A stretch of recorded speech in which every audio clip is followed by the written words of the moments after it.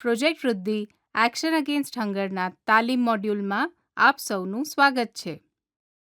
ગર્ભાવસ્થામાં દરેક પોષક તત્વોનો આહારમાં સમાવેશ કઈ રીતે કરી શકાય તે ઉપર આપણે ચર્ચા કરીએ. આ ટ્યુટોરિયલમાં આપણે શીખીશું પ્રજનન વય અને ગર્ભાવસ્થા પૂર્વ સ્ત્રીના પોષણ સંબંધિત જરૂરિયાતો. ચાલો પહેલા પ્રોટીનથી પ્રારંભ કરીએ.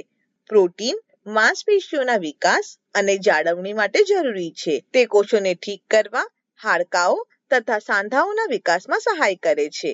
તે રોગ પ્રતિરોધક શક્તિમાં વધારો કરવા અને તંદુરસ્ત યકૃત માટે પણ મદદ કરે છે અને ઉર્જા પ્રદાન કરે છે. પ્રોટીન એવા રસાયણ બનાવે છે જે પાચનમાં મદદ કરે છે અને વિષયુક્ત પદાર્થ બહાર કાઢે છે. લોહીમાં શુગરની માત્રા જાળવે છે અને તે મગજમાં થતી ક્રિયાઓ કરવામાં પણ મદદ કરે છે. ખોરાકમાં પ્રોટીનની ઉણપથી માતાના પેટમાં બાળકના વિકાસ પર અસર પડે છે. બાળકની ઓછી ઊંચાઈ તેની નબળી યાદશક્તિ તથા સ્નાયુની કુશળતા પર અસર કરી શકે છે અને ચેપ થવાની સંભાવના પણ વધી જાય છે. મોટા વયના લોકોમાં ચામડીની કરચલીઓ, વાળ ખરવા, થાક લાગવો અને નબળાઈ, વારંવાર ચેપ અને સ્નાયુનું નુકસાન થાય છે. અન્ય એક કેરાટીન પ્રોટીન છે. તે વાળ, નખ અને ચામડી માટે અત્યંત મહત્વપૂર્ણ અંશ છે.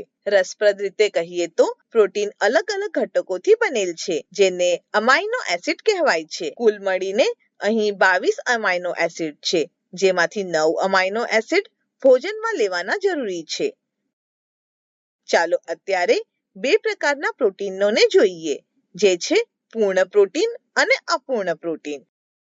અગાઉ ઉલ્લેખિત તમામ 9 અમાઇનો એસિડ પ્રાણીઓમાંથી મળતા પ્રોટીનમાંથી મળી આવે છે. પ્રાણીમાંથી મળતા પ્રોટીનને પૂર્ણ પ્રોટીન કહેવામાં આવે છે. બીજી તરફ વનસ્પતિ આશ્રિત પ્રોટીનમાં આવશ્યક 9 અમાઇનો એસિડ ઓછી માત્રામાં હોય છે.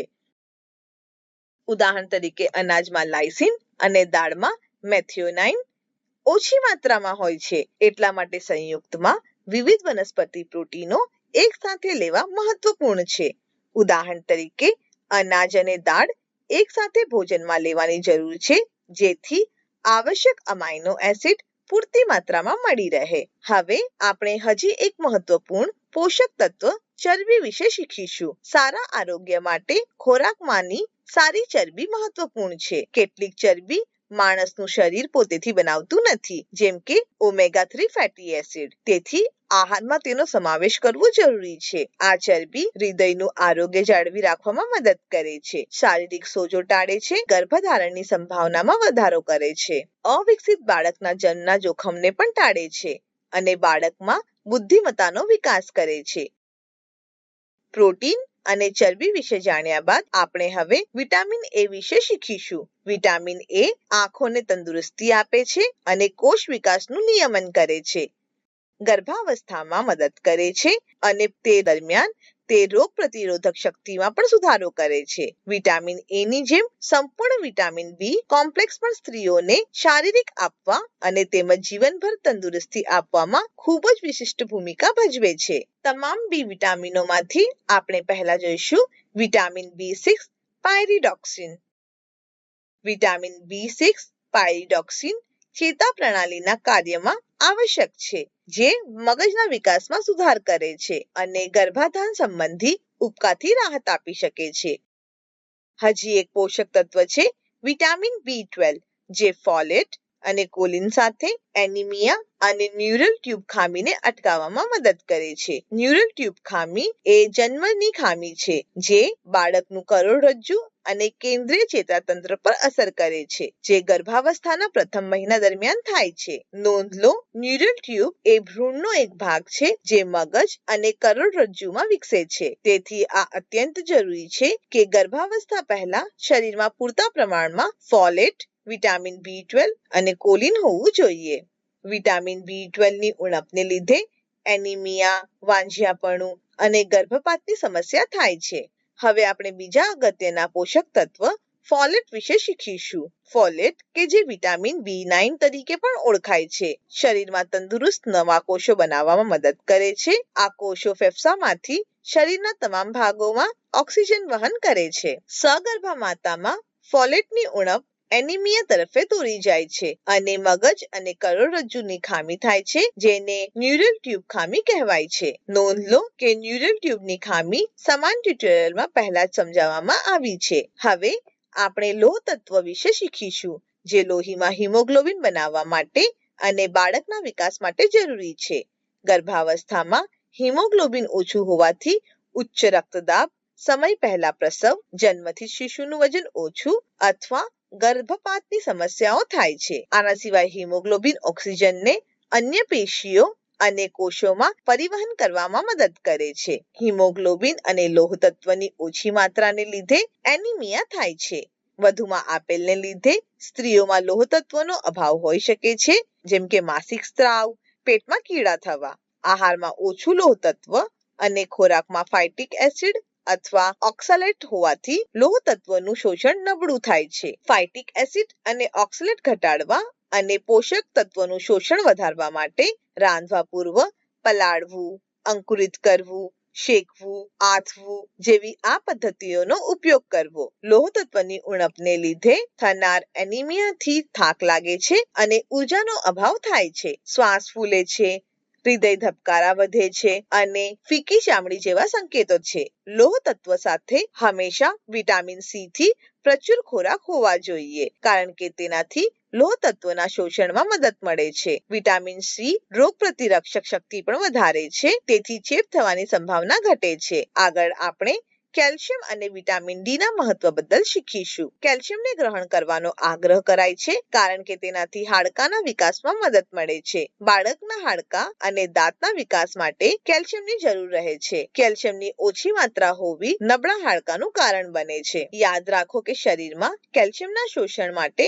વિટામિન ડી ની જરૂર પડે છે. વિટામિન ડી પ્રાપ્ત કરવાનો સૌથી ઉત્તમ માર્ગ છે સવારે 11 થી 3 ની વચ્ચે 15 થી 20 મિનિટ માટે સૂર્યપ્રકાશમાં ખુલ્લા રહેવું. આગળ આપણે કોલિન વિશે શીખીશું. કોલિન એ બાળકના મગજ વિકાસ માટે મહત્વપૂર્ણ છે, કારણ કે તે યાદશક્તિ વધારે છે અને ધ્યાન લગાડવાની શક્તિ આપે છે. કોલિનના ઉણપને લીધે વયસ્કોમાં ચરબીયુક્ત યકૃત થાય છે, તેમજ ગર્ભપાત તથા બાળકમાં ન્યુરલ ટ્યુબ ડિફેક્ટ્સ થાય છે, જે આ ટ્યુટોરિયલમાં અગાઉ ઉલ્લેખ કરાયું છે. આગળ વધીએ, ઝિંકના મહત્વ બદ્દલ શીખીએ. ઝિંક રોગ પ્રતિરક્ષા માટે અને કોષ વિકાસ માટે મહત્વપૂર્ણ છે. તે શરીરમાં જનીન ઘટક અને પ્રોટીન બનાવવામાં મદદ કરે છે. તે ઘા ભરવામાં મદદ કરે છે. તે સ્ત્રીઓમાં ડિંબશરણ અને પ્રજનન ક્ષમતામાં મદદ કરે છે. તે બાળકના વિકાસ માટે મહત્વપૂર્ણ છે. નોંધ લો કે આહારમાં ઝિંકના અભાવે સ્વાદ અને સૂંઘવાની શક્તિ પ્રભાવિત થઈ શકે છે. ગર્ભનાળના વિકાસમાં વિલંબ થાય છે, જે એક નળી હોય છે, જેના મારફતે પોષક તત્વો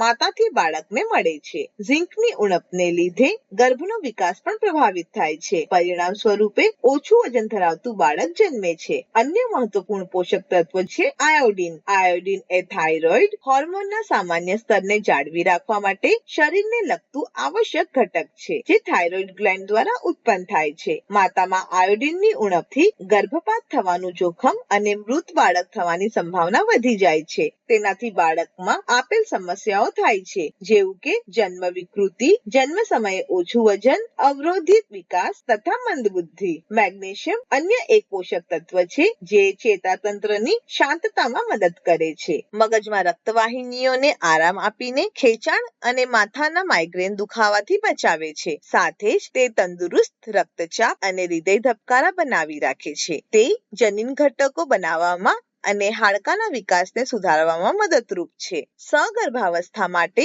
સ્વસ્થ પોષક તત્વો સિવાય તે પણ જરૂરી છે કે તમે દારૂનું સેવન ન કરો. તેના લીધે ગર્ભપાત અથવા ગર્ભ કમજોર થાય છે. બીજી વસ્તુઓ જે ટાળવી જરૂરી છે તે છે તમાકુ, સિગારેટ, નશાદાર પદાર્થો, સ્વદવા ઉપચાર, ખાંડ, ચા તથા કોફી, જંક ફૂડ અને મીઠા પીણાઓનું અધિક સેવન, કારણ કે આ પદાર્થો પ્રજનન આરોગ્યને પ્રભાવિત અને ગર્ભાવસ્થા પર માઠી અસર કરે છે. ગર્ભધારણ કરતા પહેલા વજન જાળવવું પણ ખૂબ મહત્વપૂર્ણ છે.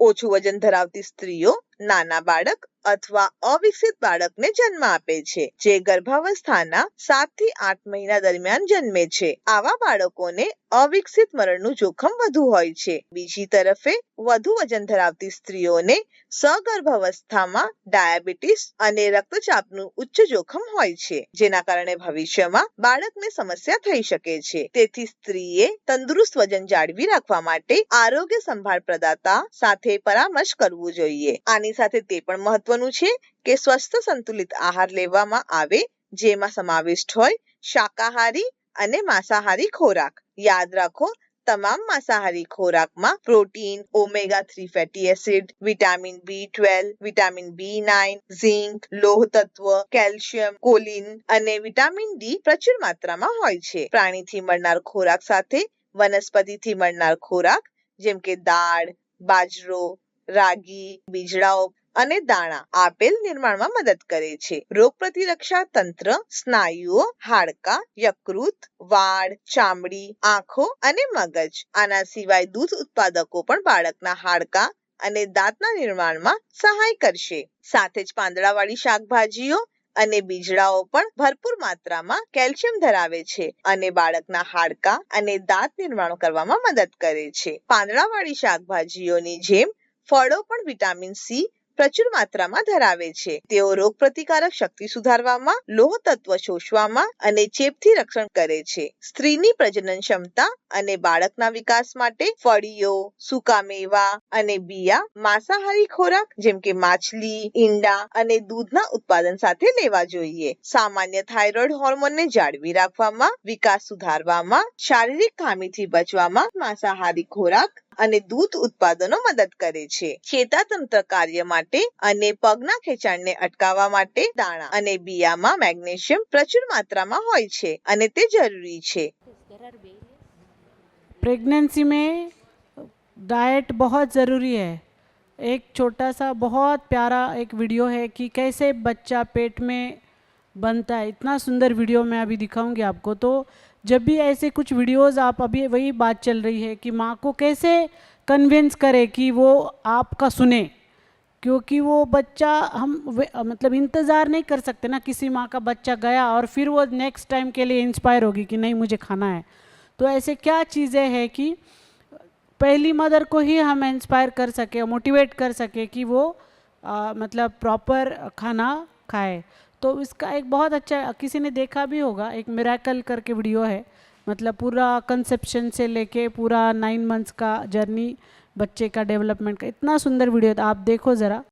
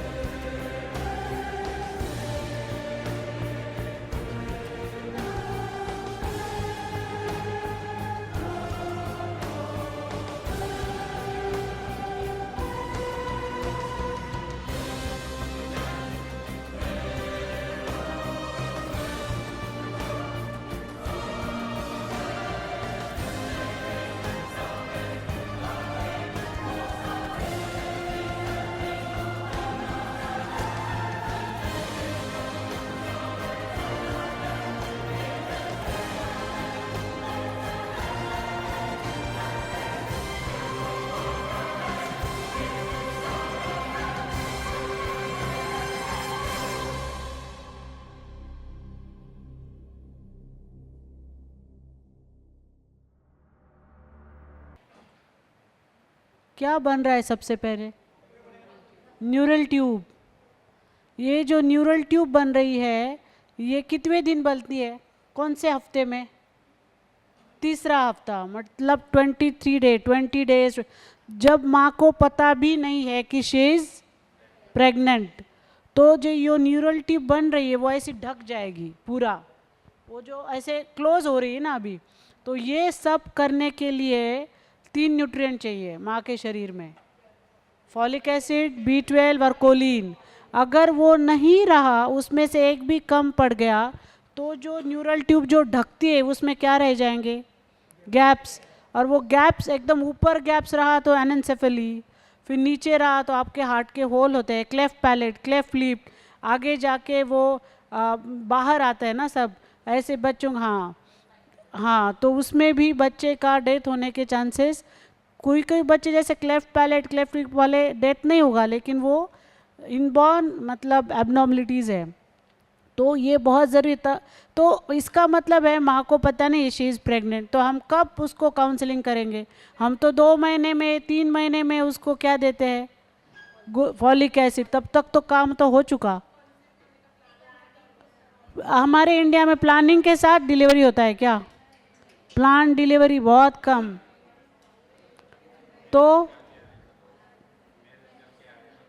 हाँ, अभी जैसे आपके यहाँ पे मैंने सुना ट्राइबल ब्लॉक में उसका मैरिज भी आफ्टर बच्चा होता है।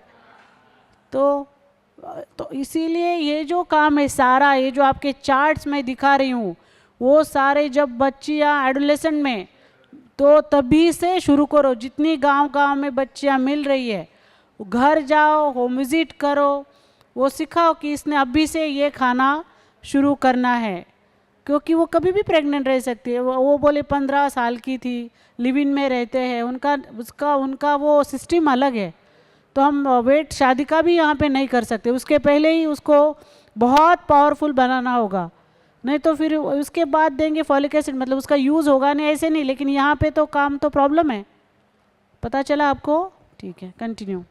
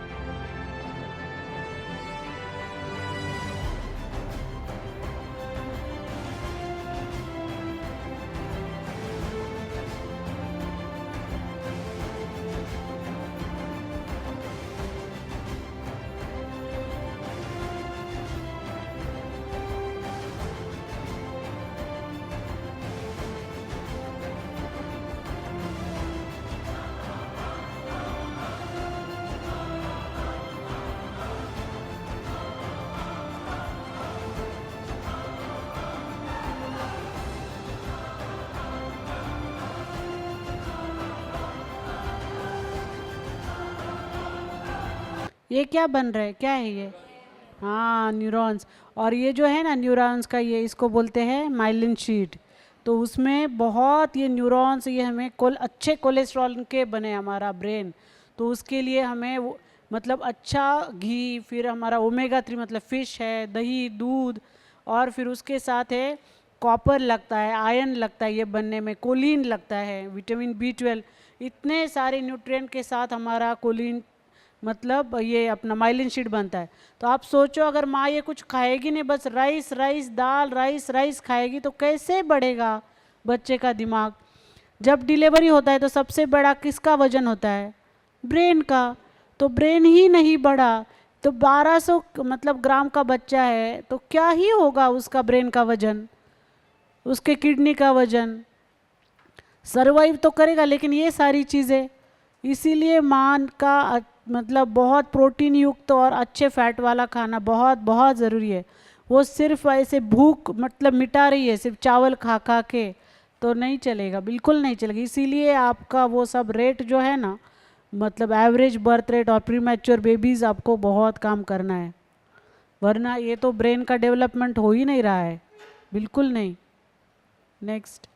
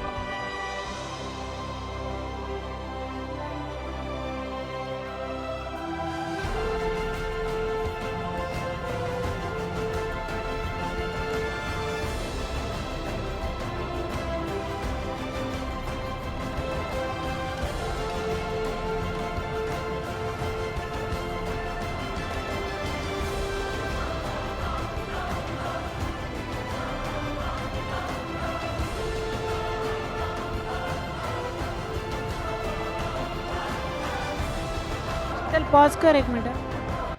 वो जो हमने एकलव्य ना, नहीं किसका, अभिमन्यु का स्टोरी सुना है ना, तो वैसे ही होता है कि जब ये ब्रेन डेवलपमेंट बच्चे का होता है, तब अगर घर में कुछ अच्छी बातें हो, घर का वातावरण अच्छा हो, जो भी आप जिसी भी मतलब धर्म के हो, आपका वो मंत्र का चैंटिंग हो, उससे बच्चे को बहुत मतलब वो जो अंदर से उसका ब्रेन डेवलपमेंट अच्छा होने में हेल्प करता है।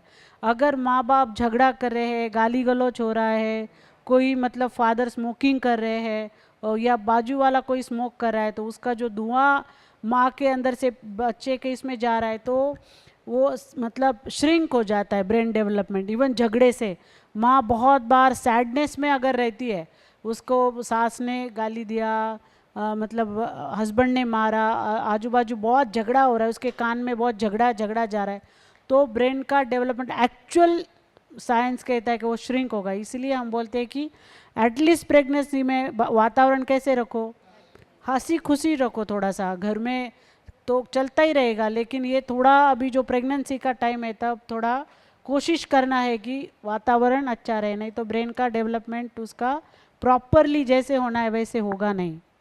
स्मोकिंग से भी बहुत अफेक्ट करता है ब्रेन को, और कम वजन के बच्चे पैदा होते हैं। सिर्फ माँ नहीं, वो पैसिव स्मोकर हो जाती है ना, वो धुआं उसके भी शरीर में जाता है, ऐसे वो ध्यान रखो।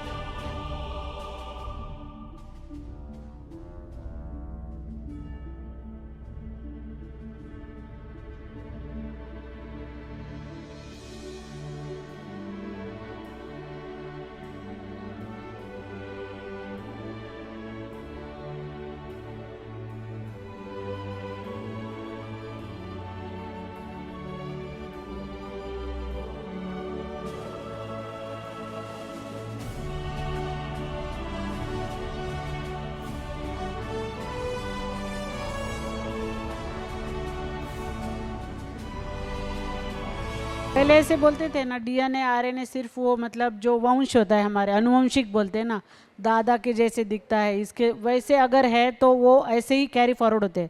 लेकिन एपिडेमियोलॉजी में ऐसे बताते हैं कि बहुत सारे फैक्टर्स है कि जो आपके डीएनए आरएनए को अफेक्ट करते हैं, जैसे कि माँ का एक्सरसाइज, माँ का खाना, फिर माँ कोई ड्रग्स वगैरह तो नहीं ले रही है, फिर माँ क्या खा रही है, मतलब उसके खाने में अगर शक्कर की मात्रा ज़्यादा है, या कई जैसे कोविड है, वायरस कोई एकदम से आ जाता है, ऐसे बहुत सारी चीज़ें हैं जिसका डीएनए आरएनए पे सीधा असर होता है। तो वो प्लीज़ ध्यान में रखो कि वो डिस्टर्ब हो जाते हैं डीएनए आरएनए, मतलब एक पीढ़ी खराब हो गई उसके कारण, तो उसका वैसे ही डीएनए आरएनए फिर कैरी फॉरवर्ड करेगा, हेल्दी नहीं करेगा, तो वो उसके ऊपर ध्यान देना है।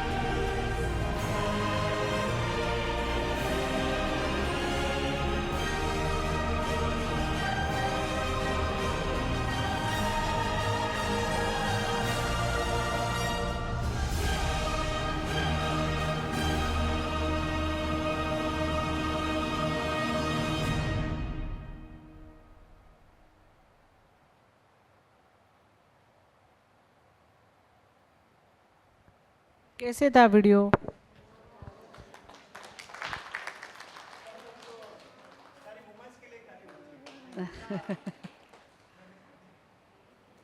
बहुत कुछ चलता है ना उसके शरीर में, इतने चेंजेस है, सपोर्ट की ज़रूरत है उस टाइम, वो खुद कर सकते हैं लेकिन सपोर्ट बहुत ज़रूरी है। वो चार्ट्स आप निकालो ना थोड़ा सा, हम वो डाइट का कर लेते हैं ना, प्रेगनेंसी में क्या क्या डाइट, शीतल चार्ट्स के लाइट्स लगाइए, लाइट्स। ये वाला चार्ट निकालिए, मांसाहारी खाना खाने वाली गर्भवती महिला। आपके यहाँ है ना मांसाहारी खाने खाते हैं ना, नॉन वेज? आज हमने हॉस्पिटल में देखा कि जो मदर्स थे उनका वजन बहुत ही कम था, देखा कि नहीं आपने? और उसके वजह से क्या था कि बच्चों का वजन कम था। इट्स मीन्स कि उनके न्यूट्रिशन में ही गड़बड़ है, तो हमें उनका न्यूट्रिशन सुधारना होगा, वो कितना प्रोटीन खाते हैं इस बारे में उनको बताना होगा। जो माँ, आपने ऐसे देखा है क्या, अगर हेल्दी माँ होती है तो उसका बच्चे का वजन कम होता है, ऐसा एग्जाम्पल्स आपके यहाँ है? क्या होता है? क्यों? उसका माँ का वजन तो अच्छा है लेकिन उसने बर्थ तो 2.5 kg के बच्चे को दिया है, क्यों ऐसा हुआ? या फिर अब सब नहीं होता है। और देखिए वजन ना, अगर आप कार्बोहाइड्रेट ज़्यादा खाते हो, जैसे कि अगर राइस ज़्यादा खा लिया माँ ने तब भी उसका वजन बढ़ेगा, उसने स्वीट खा लिया तब भी उसका वजन बढ़ेगा। लेकिन जो पेट में बच्चा बन रहा है वो किससे बनता है? प्रोटीन से। अगर पेट में उसने प्रोटीन लिया ही नहीं तो गर्भ का वजन बढ़ेगा? नहीं बढ़ेगा। इसलिए उसने प्रोटीन वाला खाना खाना ज़रूरी है। तो इस चार्ट में वही बताया गया है कि माँ ने किस तरीके से खाना है, इसमें सारा कैलकुलेशन है। अगर आप देखते हो तो यहाँ पे वस्तुएं लिखी है और इस साइड पे जो है कि कौन सी वस्तुएं चित्र के स्वरूप पे दी गई है। फिर उसके बाद है कि कच्चे भोजन का कितना भाग है। ये देखिए यहाँ पे वस्तुएं है, इस कॉलम में वस्तुएं दी गई है। इस कॉलम में कि जैसे कि घी है तो घी, ये वाला घी है, मक्खन है तो मक्खन का चित्र है, तेल है तो तेल है, और कच्चे भोजन का जो भोजन है उसका कितना ग्राम देना है माँ को, इस बारे में दिया गया है। फिर उसके बाद अगर माँ को नहीं समझ में आ रहा है 30 ग्राम मतलब कितना, तो आप चम्मच में भी समझा सकते हैं, जैसे कि 6 छोटे चम्मच, तो चम्मच में भी दिया गया है। अगर आप घर पे जा रहे हो काउंसलिंग के लिए, तो माँ को अगर आप बोलते हो कि 30 ग्राम आपने खाना है, लेकिन उसे समझ में नहीं आएगा 30 ग्राम मतलब क्या। अगर वो पढ़ी लिखी है तो ठीक है, अगर हमारी ट्राइबल की माँ है तो हमें उसे इस तरह से बताना होगा कि 6 छोटे चम्मच। तो इस कॉलम में ये सारा है कि ये बताना है। फिर जो नीचे है, नीचे क्या दिया गया है, अनाज और जो दालें का संयोजन है प्रोटीन का बेहतर गुणवत्ता प्रदान करेगा। मिसी रोटी, इडली, डोसा, थालापीठ, खिचड़ी आदि। फिर जो अभी यहाँ पे है घी, मक्खन और तेल, देखिए आपके चार्ट में कितना बोला है, प्रतिदिन माँ ने कितना लेना है, ये प्रतिदिन का चार्ट है और इसमें सारा कैलकुलेशन किया हुआ है। आपको सिर्फ इसी प्रकार से माँ को बताना है। अगर जो नॉनवेज खा रही है, जैसे होता है ना डाइट चार्ट प्लान बना के दो मैडम, ये रेडीमेड डाइट चार्ट प्लान है प्रेग्नेंट मदर के लिए।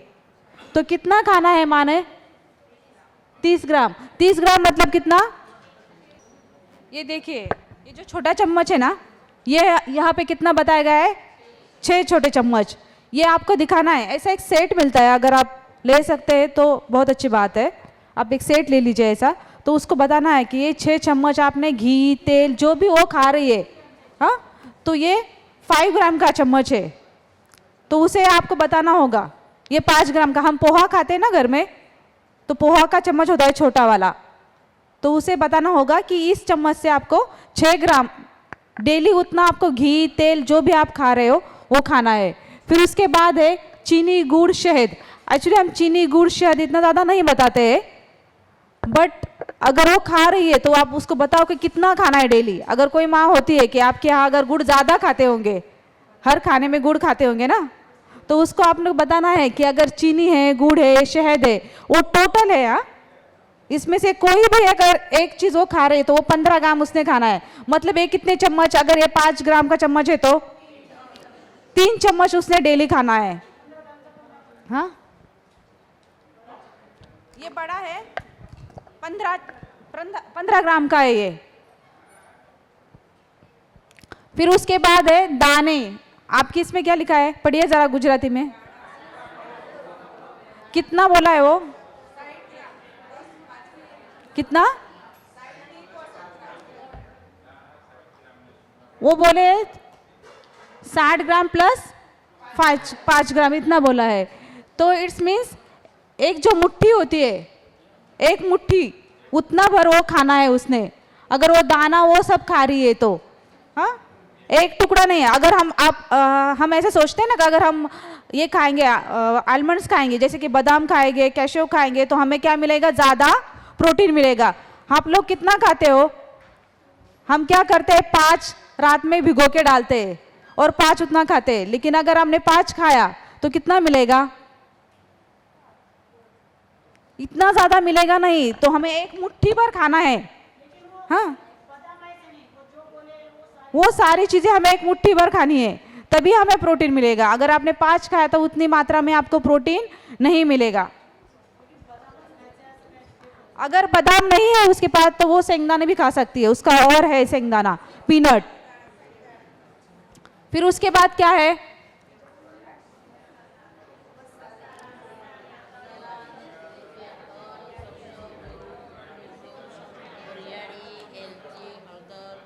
कितना ग्राम का है वो खाने को, तो 20 ग्राम उसे आप बताइए कि 4 जो छोटी चम्मच होती है उतना उसने उसके खाने में डालना है। ये माप बहुत अच्छे से दिया है, ये प्रॉपर डाइट प्लान है। फिर उसके बाद क्या कहा है,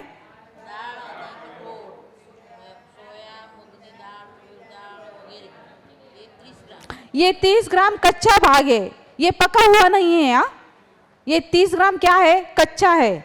फिर वो पकने के बाद उसने इतना वो खाना है, 30 ग्राम उसने पकाना है। बट अगर दाल वो खा रहे, जैसे कि अगर आपके यहाँ कौन सी दाल खाते हैं, अगर तुअर की दाल खाती है, मूंग की दाल खाती है, तो 30 ग्राम वो कच्चा पकाएगी, फिर उसके बाद वो उतना खाएगी। अगर वो 30 ग्राम खा रही है तो वो पकने के बाद इतना होगा ऑलमोस्ट, कितना होगा वो, 1 कटोरी पकी हुई गाढ़ी दाल, एक कटोरी मतलब 250, हाँ सॉरी, हाँ वो 1/4 है, सॉरी, हाँ तो 1/4 कटोरी उसने पकी हुई गाढ़ी दाल खानी है। और अगर वो कुछ ऐसे ये होता है ना, जैसे कि मटकी ऐसा अगर कुछ है, वो अंकुरित करके उसने खानी है। अगर अंकुरित करके नहीं खाएगी तो वो जो होता है ना, किडनी स्टोन होने के ज़्यादा चांसेस होते हैं, या फिर वो ज़्यादा वो उसके बॉडी में ऑब्जर्व नहीं होगा। जो प्रोटीन है, बाकी का सारा जो मैडम ने विटामिन बिलो है ना, न्यूट्रिशन, वो उसके बॉडी में ज़्यादा उसका शोषण नहीं होगा। इसलिए उसको बोलो कि जो भी खाए वो अंकुरित करके खाए, विदाउट अंकुरित करके उसने नहीं खाना है। हाँ, अंकुरित करना पता होगा ना आपको कैसे करते हैं। हाँ, बांधे दिए और फिर उसके बाद उसको अंकुर आता है। जो भी चना होता है, उसल होता है, उसको फिर अंकुर आता है। हाँ, फिर उसके बाद क्या है, वो 70 ग्राम, वो 70 ग्राम खाना है। अगर आप खा रहे हो तो बहुत अच्छी बात है। फिर उसके बाद हाँ, अगर 70 ग्राम वो खा रही है तो कितना टुकड़ा है, आगे देखिए।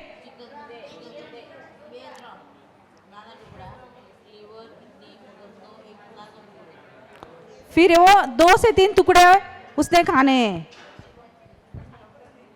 यहाँ पे देखिए आप, 2 से 3 टुकड़े छोटे। अगर कलेजे वो सब खा रही है तो एक उसका मगज जो होता है ना, अगर कुछ खाते होगे तो उनको बोलिए कि मगज का एक टुकड़ा और 2-3 टुकड़े चिकन के, वो भी कितने, 70 ग्राम वाले, और वो भी 2-3 खाने हैं। ये माता क्या है, नॉन वेजिटेरियन है ना, कौन सी है, ऊपर पड़ी है। हाँ, तो अभी हम क्या करेंगे, अगर वो मांसाहार खा रही है तो उसको वेज में ज़्यादा देके क्या फ़ायदा, ऑलरेडी वो नॉन वेज खा रही है।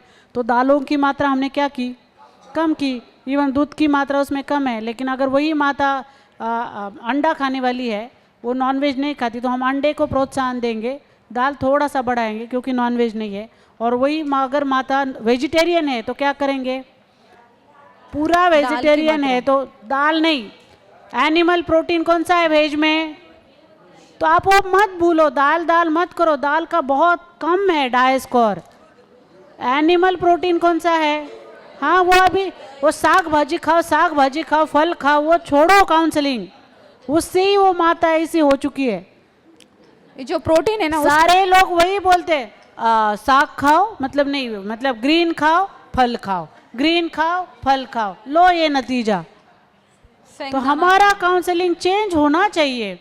मैं इतना वीडियो दिखाया फिर भी आप बोले दालें बढ़ाओ, दालें की बात नहीं है, दाल बाद में आएगा। सबसे पहले क्या बोलेंगे वेजिटेरियन मदर को, हाँ दूध दही पनीर, उसको बोलो पनीर घर पे लगाए। क्यों, अगर पनीर वो लगाती है तो जो फेंकती है पानी, that is a way protein, that is a best quality protein. फिर वो उसके सब्जी में, रोटी में, दाल बनाते वक्त या कुछ सूप बनाती है उसमें वो डाल सकती है, तो घर का, और सस्ता भी। तो वो सारी चीज़ें देखनी है। तो आपका क्या होता है, अभी वही हम बात कर रहे थे कि मेडिसिन की बात चलती है ना तो हमें बहुत अच्छा लगता है, जैसे ब्रेस्ट फीडिंग हुआ, इंटरेस्ट है। न्यूट्रिशन की जैसे ही बात आई तो हमारा इंटरेस्ट क्या हो जाता है कि हमें कुछ लेना देना नहीं है, क्या प्रोटीन क्या मैग्नीशियम, जाने दो, खाने दो जो खाना है। वही प्रॉब्लम है। तो वो अभी क्योंकि मैं देख रही हूँ आप ब्रेस्ट फीडिंग चल रहा था, ठीक है, न्यूट्रिशन होते ही आपका इंटरेस्ट क्या हो जाता है, क्या करना है हमें, जाने दो माँ खाएगी नहीं खाएगी। ये जो है आपको इतना सिस्टमेटिकली डाइट प्लान कभी, मुझे देखो चैलेंज करती हूँ मैं, पूरा इंडिया का आप आईसी का मटेरियल लाइए गवर्नमेंट का और इसके साथ मैच कीजिए कि जो आरडीए बोलता है उसका डाइट प्लान इतना खूबसूरती से किसी ने प्लान, आई अप्रिशिएट, लेकिन इतना दिया है क्या किसी ने आपको, वो मतलब आपको ब्रेस्ट फीडिंग का काउंसलेंट भी बना दिया, फिर आपको न्यूट्रिशनिस्ट बना दिया, अभी इसके और ज़्यादा क्या न्यूट्रिशनिस्ट बनेंगे आप। एकदम सीधा डाइट प्लान आप किसी को भी दे सकते हैं।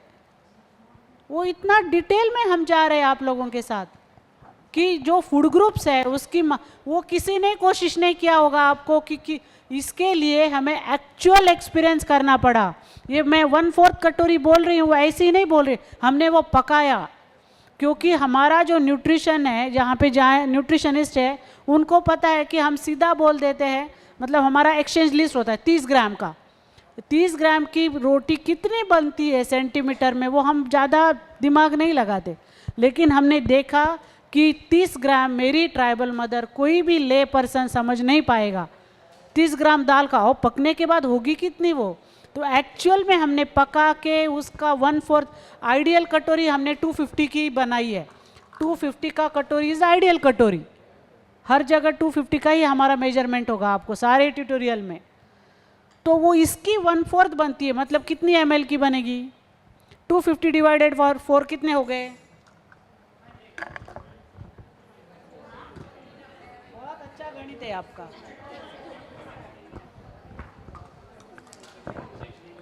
तो इतनी बनेगी, इसीलिए ये सेट जरूरी है। तो इतनी दाल 1/4 गाढ़ी, पतली नहीं, क्योंकि पतली मतलब क्या ज़्यादा आएगा। हाँ, तो वो ये हो गई इतनी गाढ़ी दाल, लेकिन उसके साथ अलग अलग है। इसके साथ अंकुरित भी इतना खाना है उसने। क्यों इतनी कम मात्रा बोली गई, क्योंकि हम अज्यूम करते हैं कि वो नॉनवेज खा रही है। लेकिन जिस दिन वो नॉनवेज नहीं खाएगी उस दिन उसने क्या बढ़ाना है। ठीक है ना, रोज नॉनवेज कोई नहीं खाता, तो हाँ उसको बोलो अभी दूध में इतना अभी आएगा। कितना है दूध मुझे बताओ उसमें। दूध बोलिए। अंडे कितने, अंडे 2 अंडे। ठीक है। चिकन मटन कितना है, 4 टुकड़ा। आराम से बोलो, 70 ग्राम पे लटको मत। 4 बड़ा टुकड़ा खाने के लिए बोलो उसको, 4 बड़े टुकड़े। और एक ऑर्गन मीट खाती है, लीवर का टुकड़ा, तो और भी अच्छा है। और दूध कितना है, 300 मिली। मतलब क्या, उस 300 मिली में वो दही खा सकती है, दूध खा सकती है, पनीर खा सकती है। उतने उसमें 300 बस हो गया। उससे इससे थोड़ा जा, वो जो कप है ना आपका, नहीं वो थोड़ा छोटा है छाछ का, उससे थोड़ा एक बड़ा आता है ग्लास पानी का, तो वो 250 ml का है। तो वो दूध, अगर जिस दिन नॉनवेज नहीं खाती उसको बोल वो मात्रा बढ़ा दे। फिर बाकी की हरी सब्जियां है। सबसे नीचे मैं दिखाना चाहता, अनाज कितनी ग्राम है। देखो अनाज हमने कितनी ग्राम दिया। मतलब अगर मैं 30 ग्राम का एक फुल्का, क्योंकि महाराष्ट्र में बड़ी रोटी खाते हैं, लेकिन गुजरात में अगर फुल्का खाते हैं तो वो 30 ग्राम का फुल्का होता है। तो मतलब 3 फुल्के हो गए। तो दिन भर में उसने एक तो रोटला खाना है, नहीं तो इतना ही खाना है, और चावल मिला के। क्यों हमने इतना कम डाला, क्योंकि हमें बिना रोटी के खाने की आदत है ही नहीं। हम स्पून से सब्जियां हमने कभी खाई ही नहीं। हमें लगती है 4 फुल्का और 1 सब्जी। हमने कभी सोचा नहीं कि हम 3 सब्जियां और 1 फुल्का खा सकते हैं। वो हमारे दिमाग में ही नहीं है। तो उसका रिजल्ट सारे प्रॉब्लम्स। तो माँ को इसलिए प्रमोट करो कि वो चावल जितना हो सके, इतना कम में नहीं आती तो मिडल में कहीं पे उसको लाना पड़ेगा। चावल और रोटी थोड़ा कम करे, उसके बदले क्या खाए ज़्यादा, दालें, दही, दूध, सब्जियाँ। हाँ, और नीचे क्या है आपका, ठीक है सब्जियों का तो मुझे कितना ये नहीं, लेकिन आलू मत खाओ ज़्यादा। उसको बोल वो आलू बंद करे तो अच्छा है। सब में आलू होता है ना यहाँ पे। और उसके बाद आए पानी, तो पानी ठीक है 10-15 ग्लास पानी पीना ज़रूरी है। तो और फ्रूट्स भी दिए, तो फ्रूट्स देखिए कितने दिए। हमारे यहाँ कहते हैं ना फ्रूट्स खाना चाहिए, फ्रूट्स खाना चाहिए। कितने फ्रूट्स है उसको अलाउ, 2 फ्रूट्स है बस हो गए, सुबह शाम एक इतना। वो भी ऐसे क्या सेब ही खाने हैं ऐसे कुछ नहीं। रेगुलर जो मिलता है कम शक्कर वाला फल वो खा सकती है, पपाया थोड़ा खा सकती है, केला आधा खा सकती है। ज़्यादा शक्कर वाले मतलब आम ठीक है सीज़न में मिलता है, लेकिन इतना ज़्यादा मीठा नहीं खाना। चलो उसके बाद का एक चाट, 2 ही चाट लेते हैं फिर हो गया। उसके बाद कौन सी मदर आएगी, हाँ मतलब डॉक्टर रूपल जैसे कि वो शाकाहारी है लेकिन अंडा खाती है, मतलब एगिटेरियन बोलते हैं उसको। एगिटेरियन मतलब अंडा खाने वाली, नॉन वेजिटेरियन। तो जो लोग बिल्कुल नॉन वेज नहीं खाते लेकिन क्या खाते हैं, अंडा, तो उन लोगों के लिए दूसरा क्या, हाँ। तो एक्चुअली ये सब किसके लिए चल रहा है, कितना ग्राम प्रोटीन जाना चाहिए, पढ़ो तो। Around protein per day protein माँ को कितना जाना चाहिए, हाँ 75 to 80 ग्राम। तो वो कैलकुलेशन में खाना खाने के बाद सिखाऊंगी आपको कैसे कैलकुलेट करना है और कितना प्रोटीन जा रहा है। कैलोरीज कितनी है, हम ज़्यादा कैलोरीज पे काम नहीं करेंगे अभी, बस प्रोटीन पे काम करेंगे। हाँ प्रोटीन और कार्ब पे। पानी भी दिया गया है, कितना पानी पीना है ना, पानी भी कितना है पानी। तो अभी एगिटेरियन मदर पे आ गए क्या आप? तो यहाँ पे ऊपर का ठीक है सब, उसका घी उतना होगा, शक्कर उतना होगा, फिर ये थोड़ा सा बढ़ गया क्या? नहीं, कम हो गया। ये जो ड्राई फ्रूट्स है वो क्या है? तब पहले चार्ट में कितने थे? नहीं, ड्राई फ्रूट्स, हाँ हाँ, तो अभी 40 है, क्योंकि अभी हम अंडा बढ़ाएंगे उसको। 25 ग्राम, 50 ग्राम। दालें कितनी है यहाँ पे? तो वहाँ पे 30 थी, अभी कितनी हो गई? मतलब आधा कटोरी, 1 कटोरी गाड़ी पकड़ लो आप अभी दोनों मिला के। हाँ, फिर उसके बाद क्या है? अंडे कितने हैं? 2 अंडे, ठीक है। फिर दूध बढ़ गया ना अभी 200 ml, नहीं 200, और पनीर बढ़ गया। तो पनीर में ज़्यादा मात्रा है ना, क्योंकि ज़्यादा दूध का पनीर बनता है, तो इसीलिए वो कॉम्बिनेशन। फिर बाकी का सब सेम है, 90 ग्राम, तो ठीक है। अभी वेजिटेरियन पे आइए, क्या बढ़ाया देखते हैं वेजिटेरियन में। फुल वेजिटेरियन की जो मदर बिल्कुल नॉनवेज नहीं खाती, उसका क्या? दालें देखो कितनी की है, दालें 90 की, जो कि 60 थी। दूध बढ़ाया, दूध और पनीर बढ़ाया, मतलब 500 ml को दूध चाहिए ही चाहिए, वो दोनों चीज़ें बढ़ गई। तो ऐसे कर पाएंगे क्या इस चार्ट से काउंसलिंग आप और ना- आसानी से? और बहुत बार हम सोचते हैं कि यहाँ कहाँ इतनी मदर इतना खाएगी, लेकिन उसको थोड़ा कोशिश करो कि वो खाए, क्योंकि ये कोई भी एक चीज़ होती है कि आइडियल चाहिए, मतलब एज भी आपका 14 के आगे चाहिए, 16 के, लेकिन बीच में तो चल सकता है ना, एकदम कम भी नहीं, एकदम उतना भी नहीं। तो ये एकदम इतना ही चाहिए, 80 ग्राम प्रोटीन चाहिए, लेकिन हम कोशिश करेंगे जितना वो अभी खा रही है वो 50% भी उसका अगर बढ़ गया तो डेफिनेटली अच्छा असर होगा। मतलब अभी जो 2 किलो के बच्चे हो रहे हैं या 1.5 किलो, एटलीस्ट वो 2.25 तक जाएंगे, 2.5 तक, 3 जो 2.5 के हो रहे हैं वो 3 तक जाएंगे। और एक है कि हम लोग है ना, एक प्रेगनेंसी क्लब करके हमारे यहाँ होता है।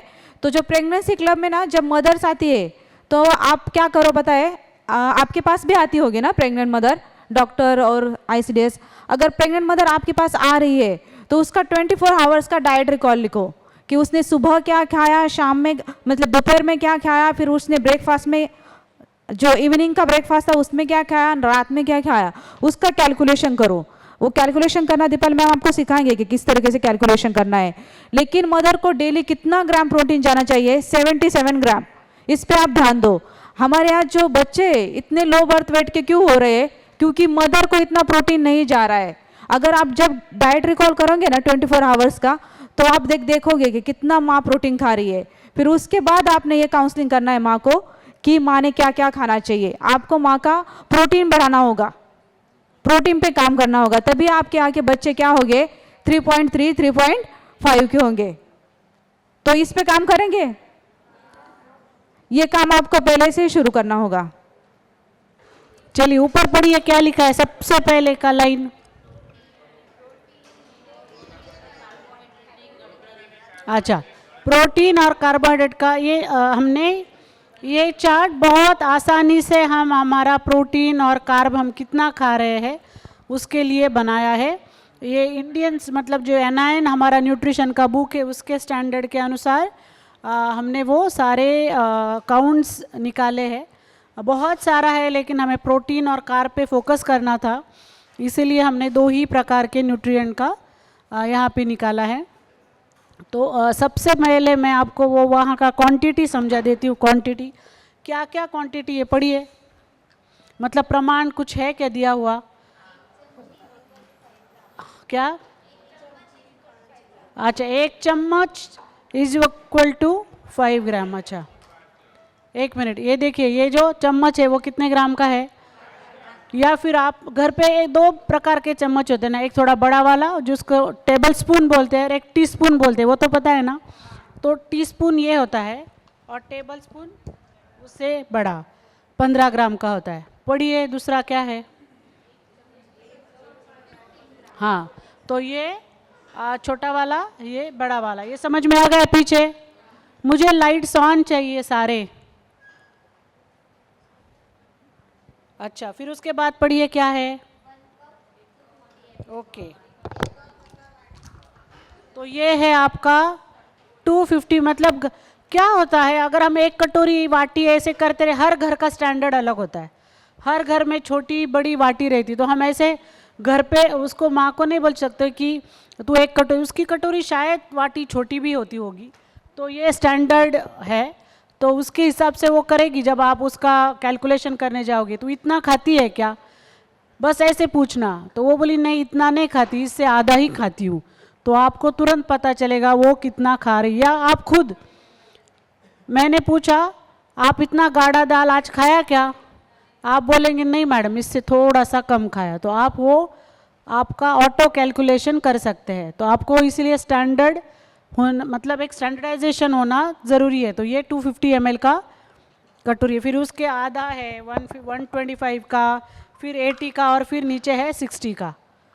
और क्या है पढ़िए। हाँ एक्चुअली ये कितना ml है, पढ़ो तो, ये कितना है, पक्का है क्या यहाँ पे, है ना, देख लिया। हाँ तो इतना आपका 250 ml। जो भी दूध है या दही है तो आप ये सामने लाइए, क्योंकि हम दही लिक्विड में नहीं, थोड़ा गाढ़ा खाते हैं, तो 250 ml दही। फिर अगर दूध या कुछ ऐसे हो तो ये इतना 250 ml का क्वांटिटी, क्योंकि उससे ऊपर आपको कैलकुलेट करना है, ठीक है। अच्छा, क्या है उसके बाद, और कैलकुलेशन हो गए, मतलब कि प्रमाण हो गया, क्वांटिटी, और कुछ रह गई नहीं। हाँ तो अभी देखिए, ये जो है आपके यहाँ पे मैंने कुछ पदार्थ दिए हैं, फिर उसका कैलकुलेशन मतलब कितना वाटी या कटोरी वो दिया है, फिर उसके बाद ग्राम में दिया है, ग्राम्स, उसके बाद है प्रोटीन, प्रोटीन है कि नहीं, तो प्रोटीन है, फिर डाइस। तो आप वहाँ पे पेंसिल से एक लिख दो कि जो भी वेजिटेरियन प्रोटीन होगा, वेजिटेरियन प्रोटीन सिर्फ सोयाबीन छोड़ के, उसका आप आधा ही प्रोटीन एक्चुअल में पकड़ेंगे। इन्हें सुन लीजिए ना पहले थोड़ा सा, मैं बोलती हूँ क्या लिखना है। जैसे कि एक यहाँ पे एक कटोरी दाल है, क्या दाल का कुछ है लिखा हुआ, क्या लिखा है दाल का, कितनी ml, 1 कप मतलब कितना, हाँ मतलब कितना गाढ़ा बोला है क्या, गाढ़ा, तो उसका प्रोटीन कितना मिला है, फर्स्ट लाइन वाला प्रोटीन कितना मिल रहा है, प्रोटीन 10 ग्राम, तो एक्चुअल में कितना मिलेगा आपको, डाइस आधा है उसका, तो एक्चुअल प्रोटीन शरीर में कितना एब्जॉर्ब होगा। तो जितना भी वेजिटेरियन प्रोटीन है, मतलब एनिमल प्रोटीन छोड़ के, उसकी क्वांटिटी एक्चुअल में कितनी पकड़ेंगे आप, वो इतना याद है ना, आपको याद रहेगा, ठीक है। फिर उसके बाद दिया गया क्या है, कार्बोहाइड्रेट्स, क्या है, और उसके बाद दिया गया है कि अगर ये 4 ग्राम वाला चम्मच है, चाय का मतलब मुझे यहाँ का पता नहीं, लेकिन हमारे यहाँ महाराष्ट्र में चाय का चम्मच पोहा के चम्मच से थोड़ा छोटा होता है, तो 4 ग्राम मतलब हमेशा चाय की चमची जो होती है वो क्या मतलब शक्कर जिसमें डालते हैं, चाय पत्ती का और शक्कर का होता है ना डब्बा, तो उसमें जो चम्मच होता है वो 5 ग्राम से थोड़ा सा छोटा होता है, तो उसको पकड़ा गया है यहाँ पे 4 ग्राम का। हम क्यों बताना चाहते हैं आपको कि जैसे आपने फॉर एग्जांपल रोटी खाई, एक रोटी, तो एक रोटी में आपको 15 ग्राम कार्बोहाइड्रेट मिल रहा है एक रोटी में फॉर एग्जांपल, तो मतलब 4 ग्राम के कितने चम्मच हो गए, अराउंड 4, समझ में नहीं आ रहा है कैलकुलेशन मैथ्स, 4 ग्राम का एक चम्मच है, तो आपको एक रोटी में 15 ग्राम मिल रहे हैं कार्बोहाइड्रेट, तो कितने अराउंड कितने चम्मच मिलेंगे, तो मतलब एक रोटी से आपको कितना चम्मच शक्कर जा रही है, क्योंकि दिन भर में हम सिर्फ शक्कर कितनी, बहुत लोग बोलते हैं मैडम हम शक्कर नहीं खाते, तो लेकिन बाकी के इसमें भी आपकी शक्कर उतनी चम्मच जा रही है, इसीलिए वो आपको चम्मच के कैलकुलेशंस दिए गए हैं, ठीक है। आपको उतना पता चला, शीतल नहीं अजून लिंक आली, इंग्लिश से।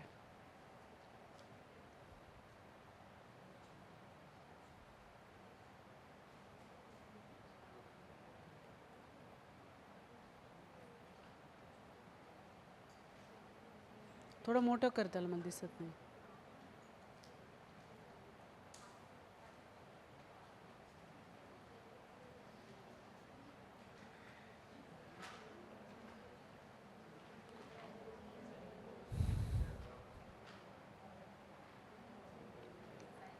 पूर्ण मोठं कर. हाँ बरोबर, राहू दे. हाँ, तो पहला फूड टाइप कौन सा है? पहला फूड टाइप क्या है आपके यहाँ पे? कटोल. ओके, तो कटोल, अगर आप 1 कप कुक्ड कटोल खाते हो, मतलब जिसका रॉ क्वांटिटी कितना होगा? मतलब अगर 60 ग्राम अगर आप घर का दाल लेते हैं तो उसका पका के कितना होगा वो? 1 कटोरी, क्योंकि आपको खुद कैलकुलेशन करने हैं तब. तो 1 कटोरी में कितना प्रोटीन मिल रहा है? 10. लेकिन एक्चुअल में कितना मिलेगा? ठीक है. और उसमें कार्बोहाइड्रेट कितने मिल रहे हैं? वो 1 कप दाल में 30 ग्राम 1 कप दाल में, मतलब कितने चम्मच? कितने चम्मच मिल रहे हैं? कितना है? 7.5 चम्मच. मतलब अगर आज आपने 1 कटोरी दाल उतनी खाई है तो कितने चम्मच शक्कर खाई आपने? 7.5 चम्मच. तो अभी अपना क्या बोलते हैं, ऊंट आया पहाड़ के नीचे. ठीक है, चलो दूसरा क्या है? सोयाबीन है दूसरा फूड ग्रुप. ठीक है, सोयाबीन कितना बनाया?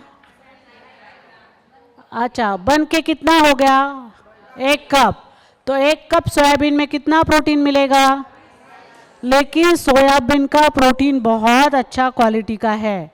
तो अगर 1 कटोरी सोयाबीन खाते हो तो 90% पकड़ो, मतलब चलो फुल पकड़ लो. फुल नहीं मिलता लेकिन आपके कैलकुलेशन के लिए उतना की उतना पकड़ लो. ठीक है, ओके. तो उसमें कार्ब कितने मिलेंगे देखो? अच्छा, और मतलब कितना चम्मच? अच्छा, मतलब सोयाबीन अगर आपने आज खाया होता दाल की जगह तो आपको शक्कर की मात्रा कम जाती और किसकी मात्रा ज़्यादा जाती? प्रोटीन की. परफेक्ट. उसके नीचे आइए. 1 ग्लास ऑफ मिल्क, वो मैंने बोला 250 ml का. बताओ प्रोटीन कितने हैं? ये एनिमल प्रोटीन है इसलिए उसका प्रोटीन एज इट इज आपको मिलेगा. कार्ब कितने मिले? हाँ, मतलब दूध में भी बहुत कार्बोहाइड्रेट्स है. कितना चम्मच? हाँ, तो क्योंकि वो लैक्टेज है ना, जितने शुगर है. ठीक है, चलो. और ऊपर से हम उसमें शक्कर मिला के दूध पीते हैं तो और ज़्यादा होता है. फिर क्या आया? पनीर. 3 to 4 बड़े टुकड़े पनीर के, मतलब 50 ग्राम पनीर. 50 समझता नहीं है तो 3-4, ये छोटे छोटे वाले 4 नहीं है, ये बहुत बार ये जो हम खाते हैं ना, इतना सा पनीर होता है, उतने छोटे नहीं, थोड़ा बड़ा वाला पनीर का टुकड़ा. तो वो 4. तो कितने हो गए उसका प्रोटीन? और उसका कार्ब कितना है? तो कितना चम्मच? 1.5 चम्मच. ठीक, ओके, गुड. मतलब जितना मतलब मिल्क से ज़्यादा फिर पनीर हेल्दी है. अच्छा, कर्ड, 1 कप कर्ड मतलब 250 ml का कर्ड है. कितना उसमें है प्रोटीन? 8 ही है. लेकिन उसमें कार्बोहाइड्रेट कितना है? हाँ, मतलब दूध और दही की मात्रा देखा जाए तो उसमें कार्ब कम हो गए, सेम होके भी, है ना. ठीक है, ओके. फिर क्या आता है आपका? हां, शीतल, नको कार्ब करू, फक्त राहू दे, मी बघेल, फक्त एवढं राहू दे. हां, पनीर के बाद कर्ड के बाद हो गया. अभी आया रोटी. आप सब गुजराती सेम साइज का रोटी खाते हैं क्योंकि 30 ग्राम का रोटी इतना सा होता है. हाँ, एकदम पतला छोटा फुल्का. अगर गांव में या राजस्थान बॉर्डर हो गई वहाँ पे वो बड़ा रोटी खाते हैं. तो अगर आपके घर में बड़ा रोटी का सिस्टम है तो आप एक रोटी को डबल रोटी में पकड़ना है आपको. तो नहीं है तो उतना ही एक रोटी पकड़िए. तो वो हर एक का अलग है, क्योंकि हम महाराष्ट्र में बड़ी रोटी खाते हैं तो मैं इसका डबल कैलकुलेशन करूँगी. मतलब अगर मैं एक रोटी खा रही हूँ तो इसके बदले मैं कितना रोटी यहाँ का खा रही हूँ? तो मुझे कैलकुलेशन कितना रोटी का करना पड़ेगा। और अगर मैं रोज 2 खा रही हूँ, क्योंकि 2 रोटी तो खाते हैं, तो 2 खाती हूँ, तो यहाँ की रोटी का कितना कैलकुलेशन पढ़ना करना। हाँ, तो मेरा 1 रोटी डबल है, तो आप सोचो आपका कितना रोटी है। तो ये रोटी जो है फुल्का, उसमें क्या क्या मिलता है दिखाओ मुझे। एक रोटी में कितना प्रोटीन है, उसमें भी कितना मिलेगा, 3 में से एक्चुअल प्रोटीन कितना मिलेगा, क्यों लेस, हाफ पकड़ना है ना हमें, 1.5। वो डाइस का छोड़ दीजिए, डाइस का ध्यान में मत रखिए आप। सारे वेज प्रोटीन का आप कैसे प्रोटीन करेंगे, आधा। वो डाइस का वो कॉलम आपके लिए नहीं है, थोड़े अलग, वो जो सारे डॉक्टर्स की अलग होते हैं, उनके डाइस का छोड़ ही दीजिए। अच्छा, तो एक छोटे फुल्का में कितना कार्ब मिला, 16। तो कितना चम्मच शक्कर खाया एक रोटी में, तो आप उस हिसाब से करना। हम 3 फुल्का खाते, 4 खाते, 5 फुल्का खाते, 6 फुल्का खाते, उस हिसाब से आपका कैलकुलेशन बढ़ाइए, ठीक है। अभी क्या आता है नीचे, रोटला, क्या आया चपाती के बाद, तो ठीक है। वो किसके लिए है, एक रोटी छत्तीसगढ़ का देखिए कितने ग्राम का है। हमने एक्चुअल में मेजर किया, क्योंकि मैं 30 ग्राम, मैडम मतलब मैं बोल रही थी 30 ग्राम, तो क्योंकि यहाँ पे नहीं हुआ अरेंज, हम कुकिंग डेमो भी करते हैं, तो कुकिंग डेमो में मैं करने लगी, तो वो छत्तीसगढ़ वाले लोग, मैडम इतना रोटी छोटा नहीं होता है, और आटा लीजिए, और आटा लीजिए, और आटा लीजिए। बोले हाँ, अब हमारा रोटी बना। तो कितना आटा था वो, तो 100 ग्राम का। तो 100 ग्राम के आटे में कितने कार्ब मिलते हैं, देखो तो ज़रा, कार्ब मतलब कितने चम्मच, तो कितना, इंग्लिश में बोलिए ना, 13 चम्मच। ऐसे वो 3 रोटियां खाते हैं।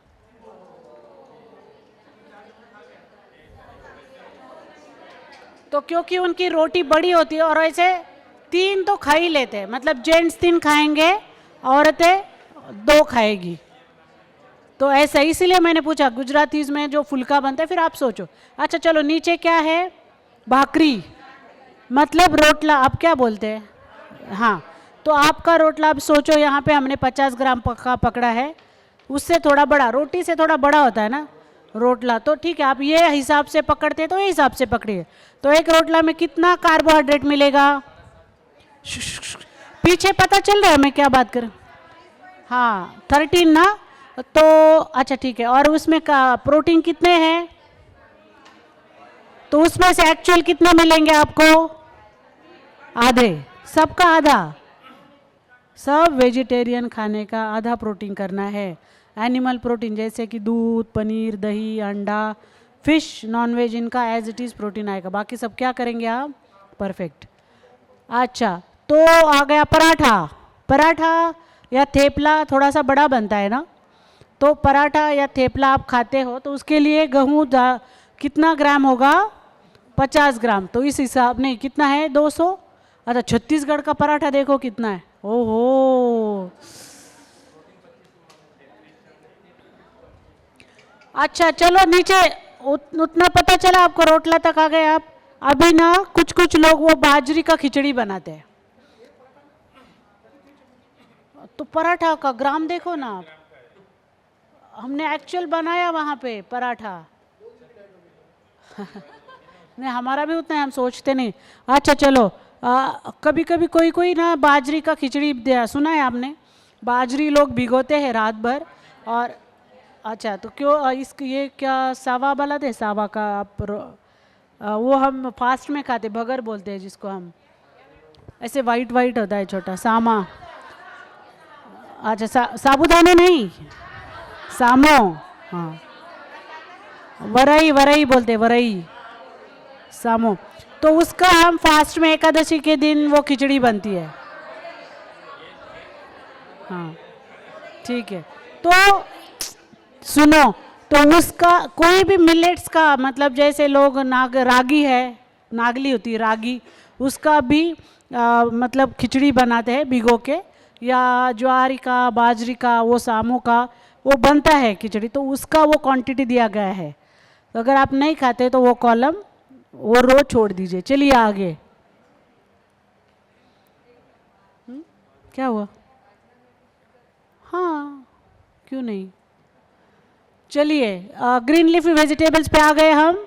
हाफ कप ऑफ वाटी of dry cooked green leafy vegetables, मतलब क्या? क्योंकि हमारा जब हम ग्रीन लीफी वेजिटेबल्स सूखा के बनाते हैं तो उसका क्वांटिटी हाफ हो जाता है, इसलिए हम वो हाफ कटोरी पकड़ा। तो क्या एक्चुअली कितना होगा, कितना हम अगर ग्रीन वेजिटेबल लेते हैं 150, तो 150 ग्राम में कितना प्रोटीन मिलेगा? तो उसका आधा कर दीजिए। और कार्ब कितना मिलेगा? अच्छा 3.7। ओके, तो वेजिटेबल्स में कार्ब ज़्यादा नहीं है। तो और आइए हाँ, मतलब हमने पतला भी सब्जी बनाया, नीचे देखा, क्योंकि हमारे में मेथी का, मतलब महाराष्ट्र में मेथी का सूखा सब्जी भी बनता है और पतला सब्जी भी बनता है। तो उस हिसाब से बहुत सारा, हमारा पालक का पतला सब्जी भी बनता है और पालक का सूखा सब्जी, मतलब उसमें सिर्फ प्याज व्याज डाल के भी पालक बनता है।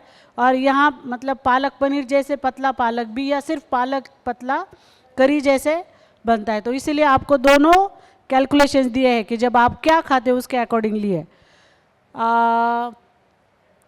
पालक हो गया ना, 1 कप पालक हो गया, 3 वेजिटेबल्स हो गया। रूट्स, हाँ रूट्स एट टिप्स, मतलब आपने कुछ आलू खाए, या आपने सूरन खाया, या फिर गाजर का सब्जी बनाया, तो उसमें कितना है देखो तो। 1 कप अगर आप खाते हो तो कितना है?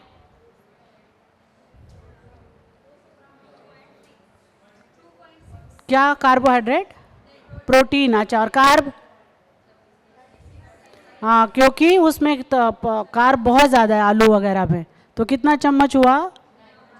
अच्छा ओके। तो आलू का आप ध्यान रखो कि जिस दिन आप आलू की सब्जी खाई उस दिन आपने कितना ग्राम खाया? 9 चम्मच शक्कर। अच्छा, अभी चलो नट्स एंड सीड्स, मतलब हम बोले ना ड्राई फ्रूट्स।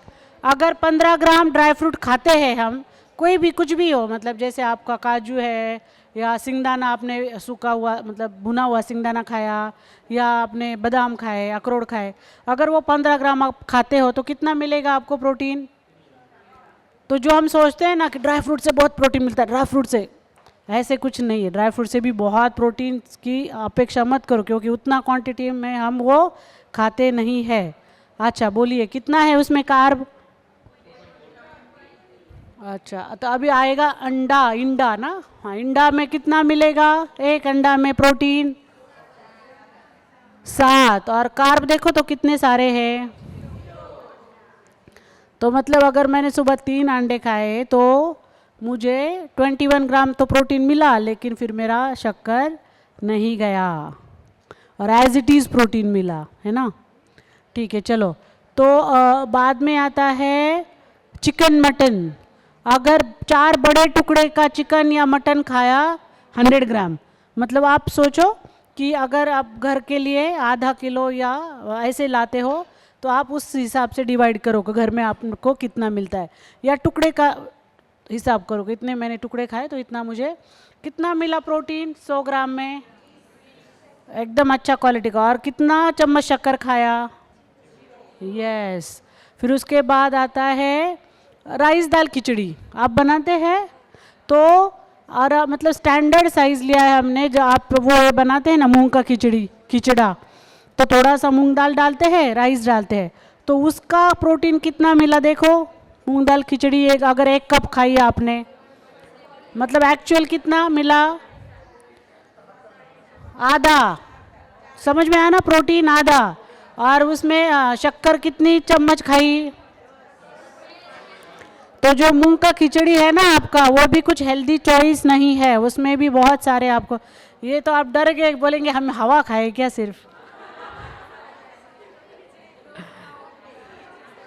चलो चलो चलो, और फ्रूट्स का दिया है, आप बोलते हो ना फ्रूट्स खाओ फ्रूट्स खाओ फ्रूट्स खाओ, तो चलो मैंगो में देखते हैं। आज हमने अमरस खाया ना, और उसमें शक्कर थी कितनी सारी, तो कितना मिला मैंगो में? शक्कर कितनी है क्या? चम्मच शक्कर, और इसमें और 2 डाली थी, 6 चम्मच शक्कर। कितना मीठा था वो। अच्छा, बनाना ग्रेप्स हो गए, स्ट्रॉबेरीज हो गई। स्ट्रॉबेरीज में थोड़ा कम शक्कर है। हाँ, स्ट्रॉबेरीज खाने को अच्छे होते हैं स्ट्रॉबेरी। अच्छा, शुगर में पता चला एक चम्मच शक्कर में कितना कार्ब होता है? मतलब जितने चम्मच शक्कर का, जितने ग्राम शक्कर खाओ उतना ग्राम आपको कार्ब मिलेगा। और गुड़ का भी वैसे ही है, जैगरी का। हाँ, क्योंकि आप लोग बहुत गुड़, हर चीज़ में शक्कर और गुड़ खाते हैं, तो आप क्या करोगे, जैसे आपने दाल खाई उसमें 1 चम्मच लिखी दो नीचे शक्कर, थेपला खाया 1 चम्मच शक्कर नीचे ऐड कर दो, क्योंकि आपके हर खाने में एक्चुअल शक्कर भी है, सब्जी में भी शक्कर है या गुड़ है। तो आप क्या करो मैडम, 1 कप दाल प्लस 1 शक्कर, 1 चम्मच शक्कर, 1 कटोरी सब्जी प्लस 1 चम्मच शक्कर, वो एक्स्ट्रा का शक्कर तो ऐड कर ही दो आप। हाँ, तो गुड़ खाया लिखो, ठीक है। ये चार्ट कैलकुलेशन, कोई कंफ्यूजन है? अभी एक काम करना है, आपका डायरी निकालो।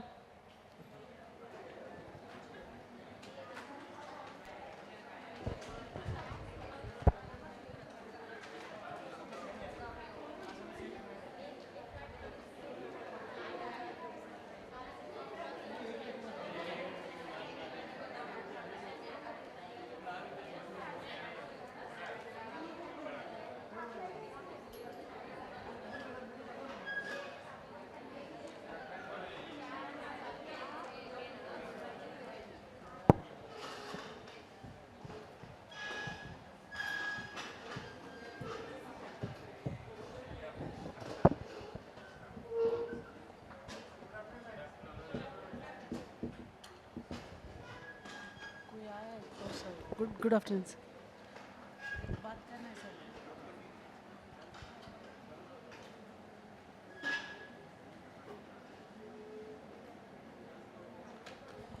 हाँ, तो अभी क्या करेंगे आप लोग, ये देखो टाइम है आपका, टाइम सुनिए यहाँ पे, टाइप ऑफ फूड मतलब क्या, रोटी, चाय, दाल, ऐसे। फिर क्वांटिटी है, मतलब 1 कटोरी, 2 रोटी, 4 रोटी, या ऐसे उसका क्वांटिटी।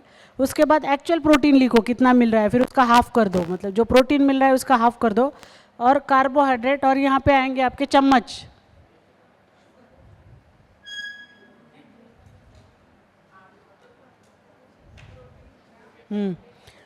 तो अभी ये आप यहाँ का डाइट नहीं लिखेंगे, जो रेगुलर आप घर पे कुछ ना कुछ रेगुलर एक पैटर्न होता है ना खाने का, कि चाय पिया, 2 चम्मच शक्कर डाली। शक्कर तो मुझे आपका, गुड़ और शक्कर का तो सब निकालो बाहर अभी, तो वो लिखना शुरू कर दो। और आप जो कैलकुलेशन करना है खुद, आप आज का नहीं लिखना है, समझ में आया? आज कल परसों जो खा रहे हैं उसका तो आप तो बोरी भर के शक्कर हो गई, तो छोड़ ही दो। तो आप क्या करेंगे, घर का खाएंगे। हाँ, मतलब घर का जो रूटीन है वो लिखो। किस मॉर्निंग में क्या पीते हैं आप? चाय। तो जो शक्कर नहीं लेते नहीं, लेकिन चाय की मात्रा में अभी दूध का प्रोटीन आएगा। मैंने 250 ml दूध का आपको बताया है कितना मिलता है, तो अभी कैलकुलेट करेंगे आप कितना दूध डालते हैं उसमें। फिर चाय के बाद टोस्ट खाते हैं या नमकीन कुछ खाते हैं, उसका भी आपको लिखना है। फिर कितना फुल्का खाया, कितनी कटोरी दाल, कितनी कटोरी राइस खाया। तो पहले आप आपका ये कंप्लीट करो, ये फर्स्ट और सेकंड कॉलम, फिर उसका कैलकुलेशन करो।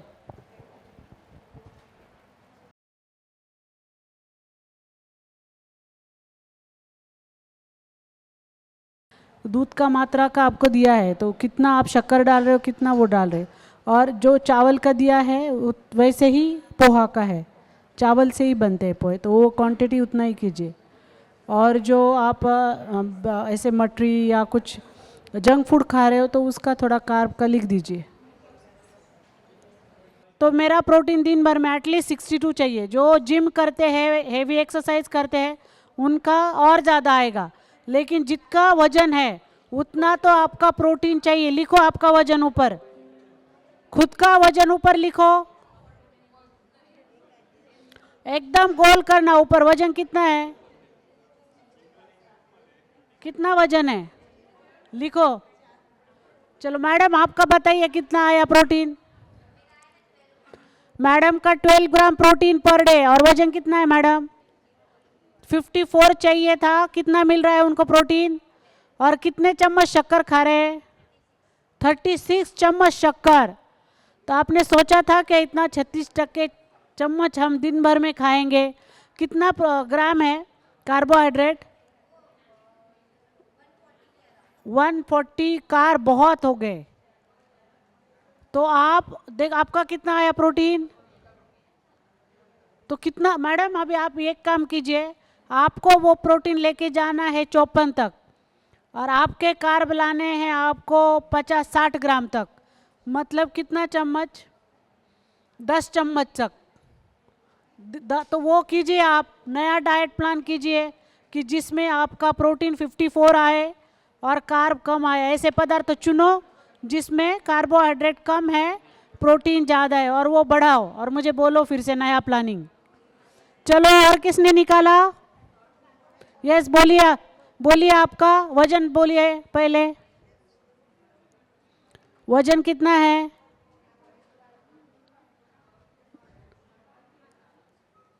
नहीं, वजन वजन आपका वजन, वेट वेट, हाँ लिखो ऊपर। मैंने जो पहले बोला वो मतलब आपका वेट कितना है खुद का, वो ऊपर लिखो। लिखा? तो उतना आपका क्या होना चाहिए दिन भर में? प्रोटीन चाहिए। तो जितना, हाँ तो इनका बताइए कितना आया प्रोटीन? 26 प्रोटीन। क्या खा रहे हैं आप? 26 इतना आया। हाफ हाफ किया क्या आपने? हाँ, एक्चुअल बताना है मुझे। 4 नहीं नहीं, 24 का नीचे 12 आना चाहिए। 12 आना चाहिए ना, लेकिन 24 का आधा 12। आप प्रोटीन मुझे कौन सा प्रोटीन बोलेंगे? जो आपने पूरा हाफ हाफ हाफ किया है वो प्रोटीन मुझे बोलेंगे आप। तो हाफ किया क्या आपने? कितना आया? पूरा कितना आया? पूरा तो 24 आएगा। तो वो आपने डाइस क्यों पकड़ा? सबका आधा करो सिर्फ। मैडम, यहाँ कहाँ आधा किया? 2 का 1 क्यों नहीं किया? 6 का 3 क्यों नहीं किया? 5 का 2.5 क्यों नहीं किया? 2 का 1 क्यों नहीं किया? वो हाँ, डाई स्कोर का आपका कुछ लेना देना नहीं है। जो प्रोटीन है सिर्फ उसका आधा करो। हाँ, जो वेज प्रोटीन है, मतलब से एनिमल प्रोटीन क्या है? दूध, दही, पनीर और आपका मटन, अंडा, मछली। उसके अलावा जो भी है उसको क्या कर दो? वो डाई स्कोर का क्यों जो आपने डैश डैश डैश करवाया? इसका मत ध्यान दो, ये ध्यान मत दो, इसका ध्यान दो। ये ध्यान मत दो, ये और इसका आधा करना है। फिर कितना आया?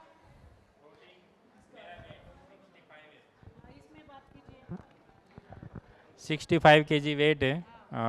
एक्चुअल प्रोटीन आया 42.7।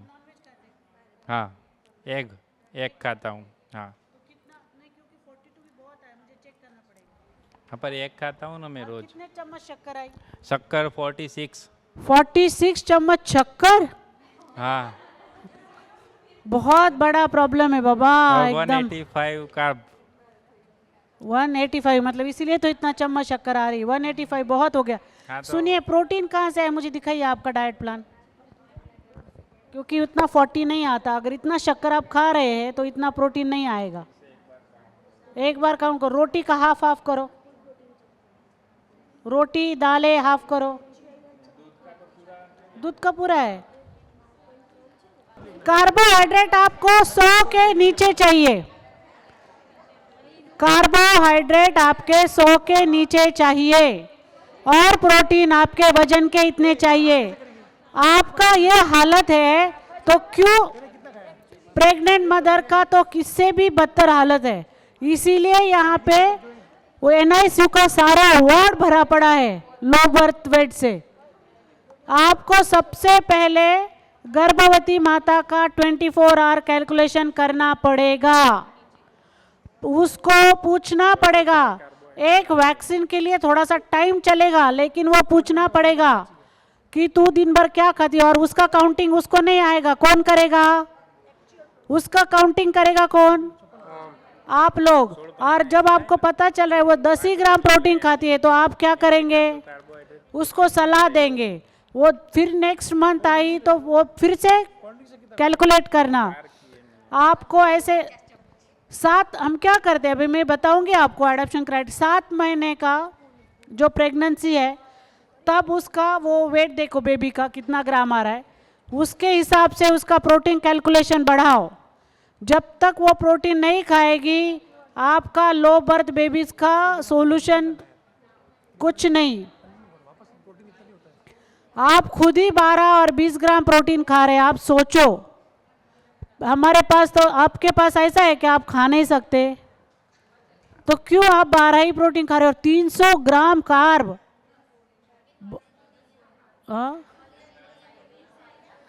तो मतलब इसका मतलब है हमें पता ही नहीं है क्या खाना है क्या नहीं खाना है। अभी आप हमारे मदर को सिखाएंगे, उनके लिए हमें आप चलो आपका फिर से बनाओ। जो 12 ग्राम आ रहा था उसमें मैंने 1 cup curd, 1 glass milk, dry fruits, 2 banana, 4 paneer के टुकड़े, 4 नंग पनीर के हाँ 4 नंग इतना ऐड किया। उसके बाद भी 34 ग्राम। क्योंकि आपने बनाना क्यों ऐड किया, उससे बदला ड्राई फ्रूट के बदले जो ज़्यादा प्रोटीन है वो ऐड करो ना। लेकिन मैम उसमें भी कार्ब्स कम थे ना, वो भी तो देखना था ना साथ में। तो प्रोटीन ज़्यादा खाओ, 4 टुकड़े क्यों खा रहे हो, थोड़ा 8 टुकड़े खाओ। ओके ठीक है। दही बढ़ाओ और सोयाबीन ऐड करो ना। वो अच्छा नहीं लगता। तो अंडा ऐड करो। हाँ वो 2 एग्स, 2 2 एग करो तो अभी कितना हुआ, तो मतलब 14 अंडे में हो गए। हाँ आपका अगर आप अंडा खा रहे हो तो मॉर्निंग आपका 2 to 3 एग्स फुल एग्स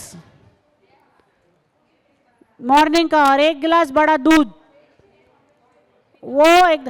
और दूसरी एक, चलो डाइट प्लान चेंज करो, आपका करो जिसमें आपका 70 ग्राम प्रोटीन आपने किया।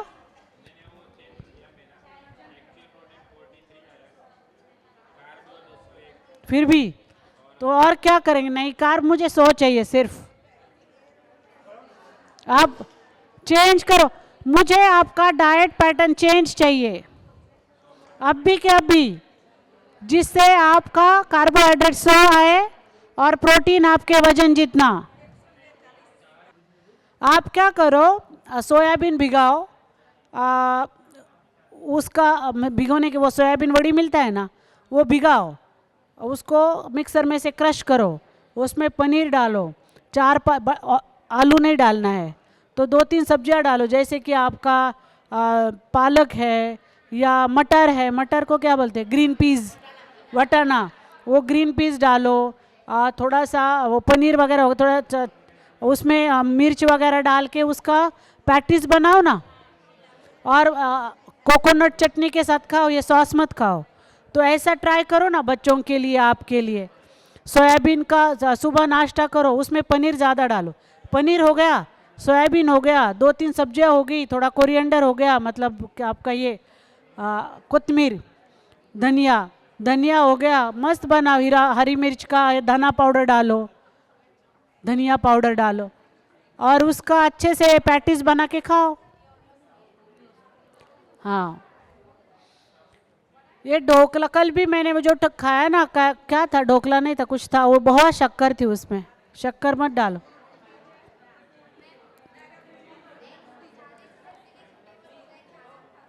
क्या बहुत अच्छा होता है एकदम। मैं रोज 3 खाती हूँ डेली, पूछो शीतल को, कुछ गर्मी वर्मी नहीं होती। अंडे से गर्मी नहीं होती, ऐसे थर्मामीटर लेके बैठे हैं क्या आप लोग? आपको शक्कर से गर्मी नहीं होती और अंडे से गर्मी होती है। अंडे से कुछ नहीं होता, शक्कर से उल्टा हीट बढ़ती है बहुत ज्यादा। एसिडिटी बहुत बढ़ेगी आपकी शक्कर से, फलों से। जिनको एसिडिटी है ना, सुनिए मेरी बात, जिनको एसिडिटी का तकलीफ है ना, वो लोग मतलब ये व्हीट का पदार्थ छोड़ दो खाना, चपाती। और मुझे दूसरी एक बात बतानी है कि आप जो बीच बीच में खाना खा रहे हो ना, उससे आपका इंसुलिन रेजिस्टेंस हो रहा है। आप क्या करते हैं, सुबह चाय खा पिया, फिर थोड़े आधे घंटे में नाश्ता किया, फिर 1.5 घंटे में कुछ जूस व्यूस कुछ या पिया, फिर 1.5 घंटे में खाना खाया, फिर थोड़ा चॉकलेट ऐसे कुछ मीठा खाया, फिर दोपहर को स्नैक्स पिया खाया कुछ, तो फिर रात को डिनर और सोते समय दूध या छाछ। इतनी बार आप खाओगे, इतनी बार आपकी इंसुलिन क्या करेगी, डॉक्टर्स मुझे बोलिए। जितना कुछ भी आप खाएंगे इंसुलिन क्या करेगा, स्पाइक करेगा। और आप इतनी ज़्यादा ऊपर नीचे इंसुलिन को कर रहे हो, एक पॉइंट पे वो रेजिस्ट हो जाएगा। इंसुलिन रेजिस्टेंस मतलब आपका सारे जो प्री डायबिटिक, डायबिटिक, थायराइड, आपका यूरिक एसिड सब डिस्टर्ब। तो आप मैं मतलब यहाँ का थोड़ा अलग है क्योंकि मैं खाती हूँ, अदरवाइज मतलब मैं 2 बजे 2 टाइम खाती हूँ। 8:30 बजे मैं खा लेती हूँ, 8 बजे जिम के बाद 8 बजे मैं खा लेती हूँ और फिर कुछ नहीं खाती, फिर सीधा लंच। मैं 3 अंडा रोज, मेरा टिफ़िन पूछेंगे तो बहुत बोरिंग होता है, दही होता है, अंडा होता है, सब्जी एक होती है, बस थोड़ा सा रोटी खाती हूँ मैं आधा, तो ऐसे। और फिर शीतल भी वही करती है, तो और फिर सीधा खाना रात को। तो आप थोड़ा सा तो खुद को चेंज करो ना, इतनी बार खाने का क्या है। और कैसे, नहीं वो क्या आदत है, क्रेविंग, पता है ना शब्द क्रेविंग, किसी भी चीज़ को खाने की तीव्र इच्छा, तो उसकी डिज़ायर, क्रेविंग ही वर्ड है उसको, मतलब हाँ क्रेव करता है आदमी।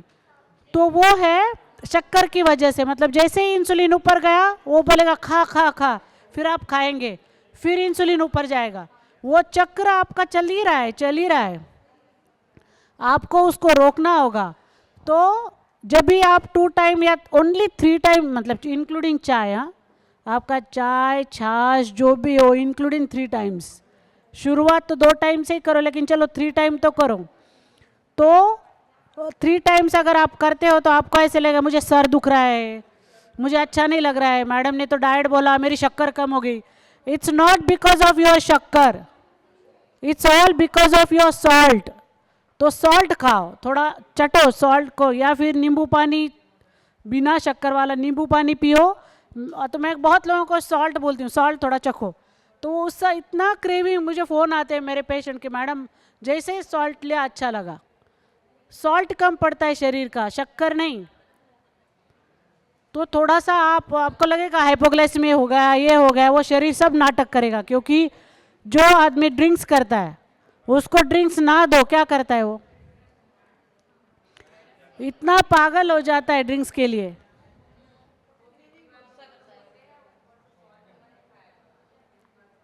गलत, सॉल्ट जितना रिक्वायर्ड है उतना खाना ही है। सॉल्ट कम करेंगे तो सिस्टम खराब हो जाएगी। और आपका जो है ना रिटेंशन, बॉडी रिटेंशन, वो बहुत बड़ा साइंस है, अभी मैं आपको इतना डिटेल नहीं बता, लेकिन जो आप सोचो कार्बोहाइड्रेट से लिवर फंक्शन डैमेज होता है, लिवर फंक्शन से आपका सोडियम लेवल हाई हो जाता है, तो आप सॉल्ट बंद करते हो, शक्कर नहीं, मतलब रूट कॉज को आप देख नहीं रहे हो। तो थोड़ा सिंपल भाषा में बताती हूँ, आपका कार्ब जितना कम करने की कोशिश करो, और ज़्यादा टाइम निबलिंग ऑफ फूड बंद करो, खाते रहते नहीं, सच में वो गलत, वो एकदम सही नहीं है। आपका बॉडी कैसे काम करेगा। हेलो मैडम, ये जंक फूड के बारे में भी पूछ रहे हैं। और मतलब यहाँ पे फाफड़ा,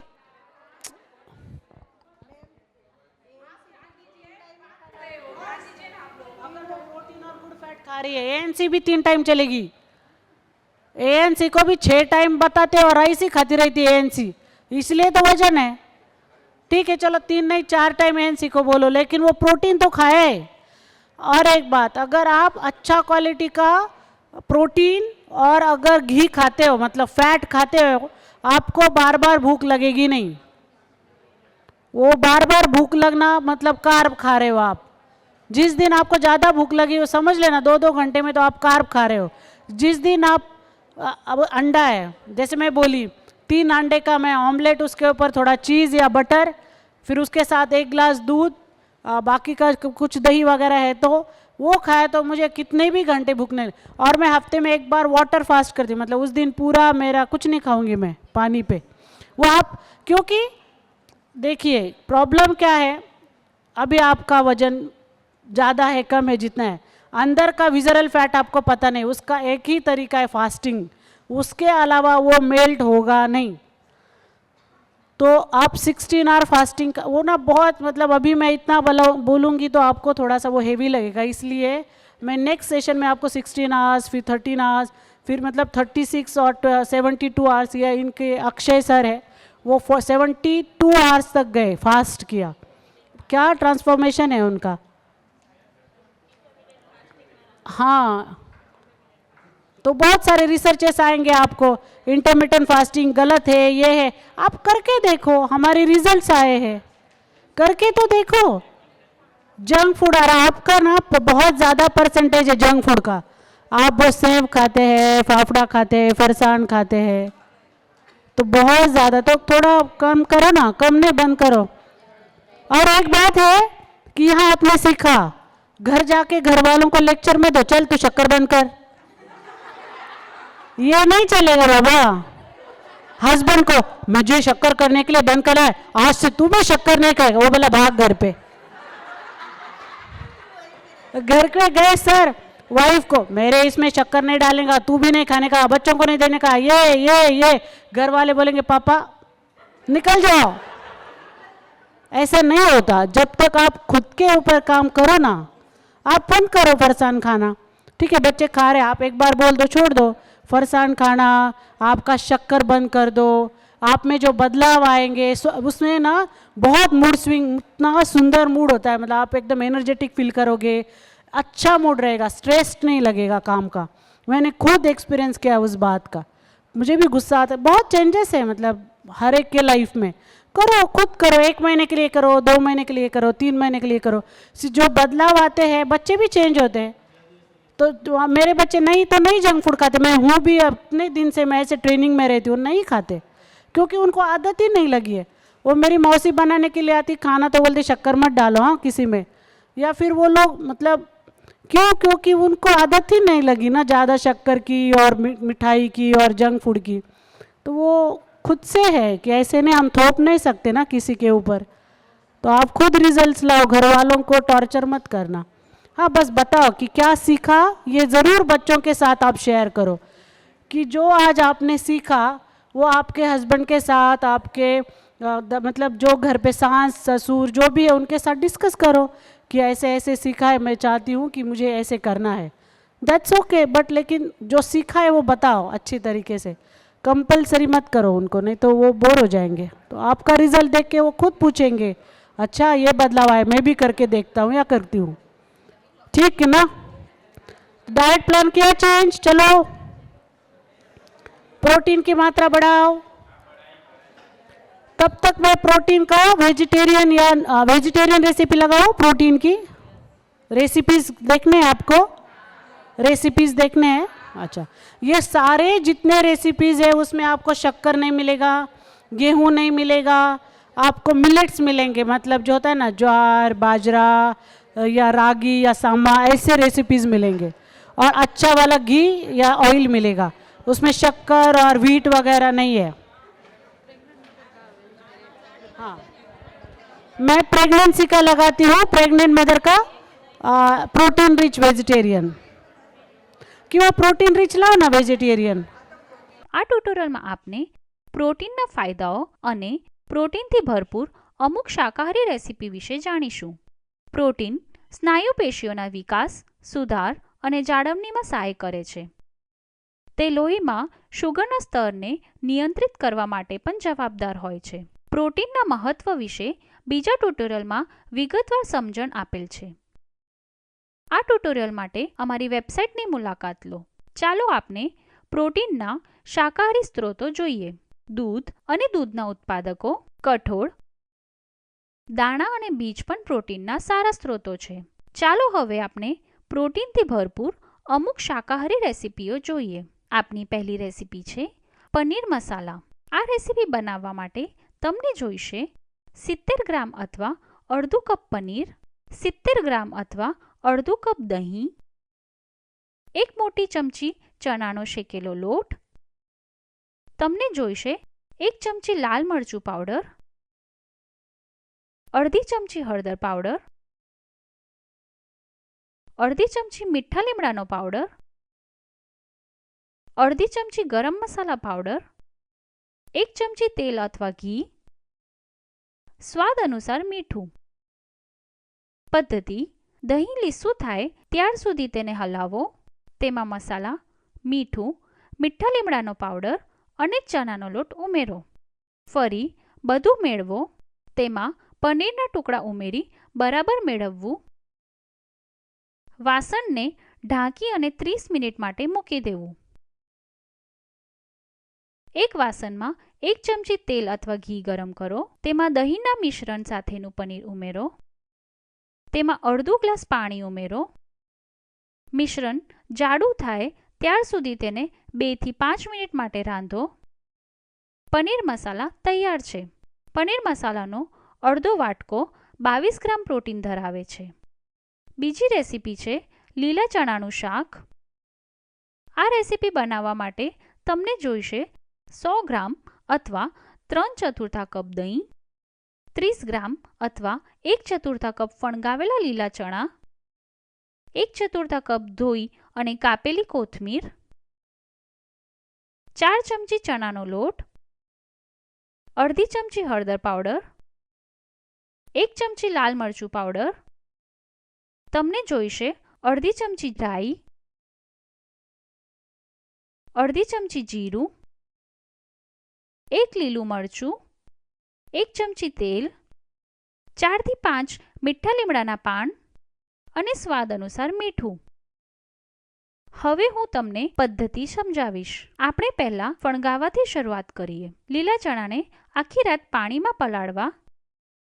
સવારે તેમાંથી પાણી કાઢી અને તેને એક સ્વચ્છ કપડામાં બાંધી લેવું. ફણગાન થાય ત્યાર સુધી 1 દિવસ માટે તેને હૂંફાળી જગ્યાએ રાખવું.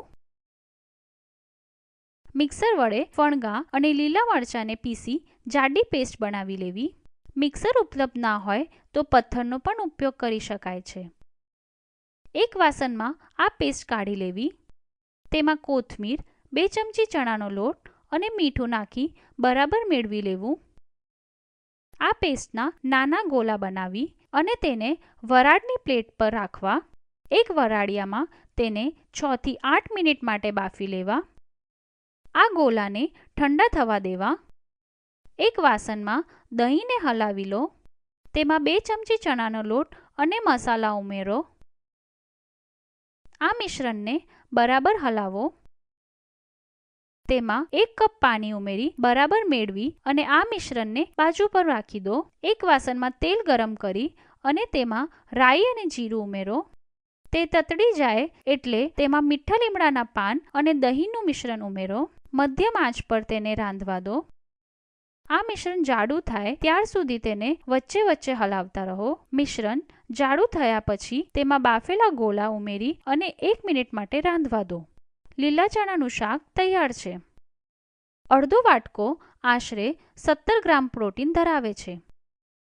ત્રીજી રેસીપી છે તલના મિશ્રણ સાથે જુવાર અને સોયા ઢોસા. આ રેસીપી બનાવવા માટે તમને જોઈશે મોટી 1.5 ચમચી સોયાબીન્સ, 2 ચમચી જુવાર, 2 ચમચી અડદની દાળ અને 1 ચમચી મેથીના દાણા. તલના દાણાનું મિશ્રણ બનાવવા માટે તમને જોઈશે 2 ચમચી શેકેલા ચણા, 2 ચમચી અડદની દાળ, 2 ચમચી તલ, 2 સૂકા લાલ મરચાં, 1 મીઠા લીમડાની દાળખી અને સ્વાદ અનુસાર મીઠું. તમને 1 ચમચી તેલ અથવા ઘી પણ જોઈશે. પદ્ધતિ: જુવાર, અડદની દાળ અને સોયાબીન્સ ધોઈ 8 કલાક પાણીમાં પલાળી દો. એ જ વાસણમાં મેથીના દાણા પણ પલાળી દો. 8 કલાક પછી તેને પીસી અને લીસી પેસ્ટ બનાવી લો. તેને એક વાસણમાં કાઢી લો. તેને એક ઉષ્માભરી જગ્યાએ 7 થી 8 કલાક આથો આવવા મૂકી દો. તે દરમિયાન એક વાસણ ગરમ કરી સૂકા લાલ મરચાં અને મીઠા લીમડાના પાનને કરકરા થાય ત્યાર સુધી શેકી લો. તેને ઠંડુ થવા બાજુ પર રાખી દો. એ જ વાસણમાં ચણાની દાળ, અડદની દાળ, તલને શેકી લો. હલકા સોનેરી રંગના થાય ત્યાર સુધી તેને શેકી લો. તેને ઠંડુ થવા બાજુ પર રાખી દો. ઠંડુ થયા બાદ તેનો ઝીણો ભૂક્કો કરી લો. આપણે તેનો ઉપયોગ પછીથી કરીશું. મિશ્રણમાં આથો આવ્યા બાદ તેમાં મીઠું ઉમેરી સારી રીતે હલાવવું. એક વાસણમાં તેલ અથવા ઘી ઉમેરી તેમાં મિશ્રણ રેડી અને બરાબર તેને ફેલાવી દો. ઢોસા અડધા રંધાઈ ગયા બાદ તેમાં 2 ચમચી તૈયાર કરેલો ભૂક્કો ઉમેરવો. ઢોસા રંધાઈ જાય ત્યાર સુધી તેને ઢાંકી રાખો. જુવાર અને સોયા ઢોસા તૈયાર છે. 2 ઢોસા આશરે 17 ગ્રામ પ્રોટીન ધરાવે છે. બીજી રેસીપી છે ચણાના કટલેટ્સ. આ રેસીપી બનાવવા માટે તમને જોઈશે 50 ગ્રામ ફણગાવેલા કાળા ચણા, 40 ગ્રામ અથવા 1.5 ચમચી દહીં, 1 નાનું છીનેલું ગાજર, 1 નાની કાપેલી ડુંગળી, 15 ગ્રામ અથવા 1 મોટી ચમચી ચણાનો શેકેલો લોટ અને 20 ગ્રામ તલ. તમને જોઈશે અડધી ચમચી હળદર પાવડર, 1 ચમચી મરચું પાવડર, 1 ચમચી આદુ લસણની પેસ્ટ, 2 ચમચી તેલ અથવા ઘી અને સ્વાદ અનુસાર મીઠું. પદ્ધતિ: ફણગાવેલા કાળા ચણાને કુકરમાં 3 સીટી વગાડી રાંધી લો. હવા નીકળી જાય ત્યાર સુધી તેને બાજુ પર રાખી દો. ઠંડા ફણગાવેલા કાળા ચણાને એક વાસણમાં લઈ અને તેને બરાબર છૂંદી લો. તેમાં ડુંગળી, ગાજર અને શેકેલો ચણાનો લોટ ઉમેરી બરાબર હલાવી લો. હવે તેમાં મસાલા, મીઠું, આદુ લસણની પેસ્ટ અને દહીં ઉમેરો. બધી સામગ્રી મેળવી અને તેના 4 ગોળા બનાવો. ગોળાને સપાટ કરી કટલેટ્સ બનાવો. તેના પર તલના દાણા લગાડી બાજુ પર રાખો. એક વાસણમાં તેલ અથવા ઘી ગરમ કરો. બંને બાજુ સોનેરી રંગની થાય ત્યાર સુધી કટલેટ્સને છીછરી રીતે તળવી. ચણાની કટલેટ્સ તૈયાર છે. 4 કટલેટ્સ 17 ગ્રામ પ્રોટીન ધરાવે છે. અનાજ અને કઠોળ અધૂરું પ્રોટીન ધરાવે છે. કઠોળમાં મિથિયોનિન ઓછું હોય છે અને અનાજમાં લાઇસિન ઓછું હોય છે. તેથી આ રેસીપીઓ તૈયાર કરવા માટે વિવિધ ખોરાકના જૂથોનું મિશ્રણ કરવામાં આવેલ છે. તેઓને સાથે ખાવાથી ખોરાકમાં અપૂરતા એમિનો એસિડની ઉણપ પૂરી થઈ જશે. આને પ્રોટીનનું પૂરક કાર્ય કહે છે. આ ટ્યુટોરિયલમાં આપણે શીખીશું પૂરક પોષણયુક્ત આહારનું મહત્વ અને અમુક શાકાહારી વાનગીઓ. સૌથી પહેલા આપણે પૂરક પોષકયુક્ત આહારના મહત્વ વિશે જાણીએ. સગર્ભાવસ્થા દરમિયાન પોષણની જરૂરિયાત વધે છે. આ મુખ્યત્વે કોષોના વિકાસ માટે છે.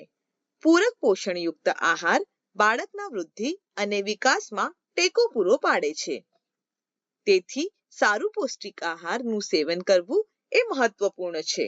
સારું પોષણયુક્ત આહાર ગર્ભાવસ્થા દરમિયાન મુશ્કેલીઓ અટકાવવામાં મદદ કરે છે. આહારમાં પ્રોટીન, સારી ચરબી, વિટામિન અને ખનિજો ભરપૂર હોવા જોઈએ. પોષણયુક્ત આહાર ખાવાથી ઉબકા અને કબજિયાતથી રાહત મળી શકે છે અને એનિમિયાનું જોખમ પણ ઘટાડે છે.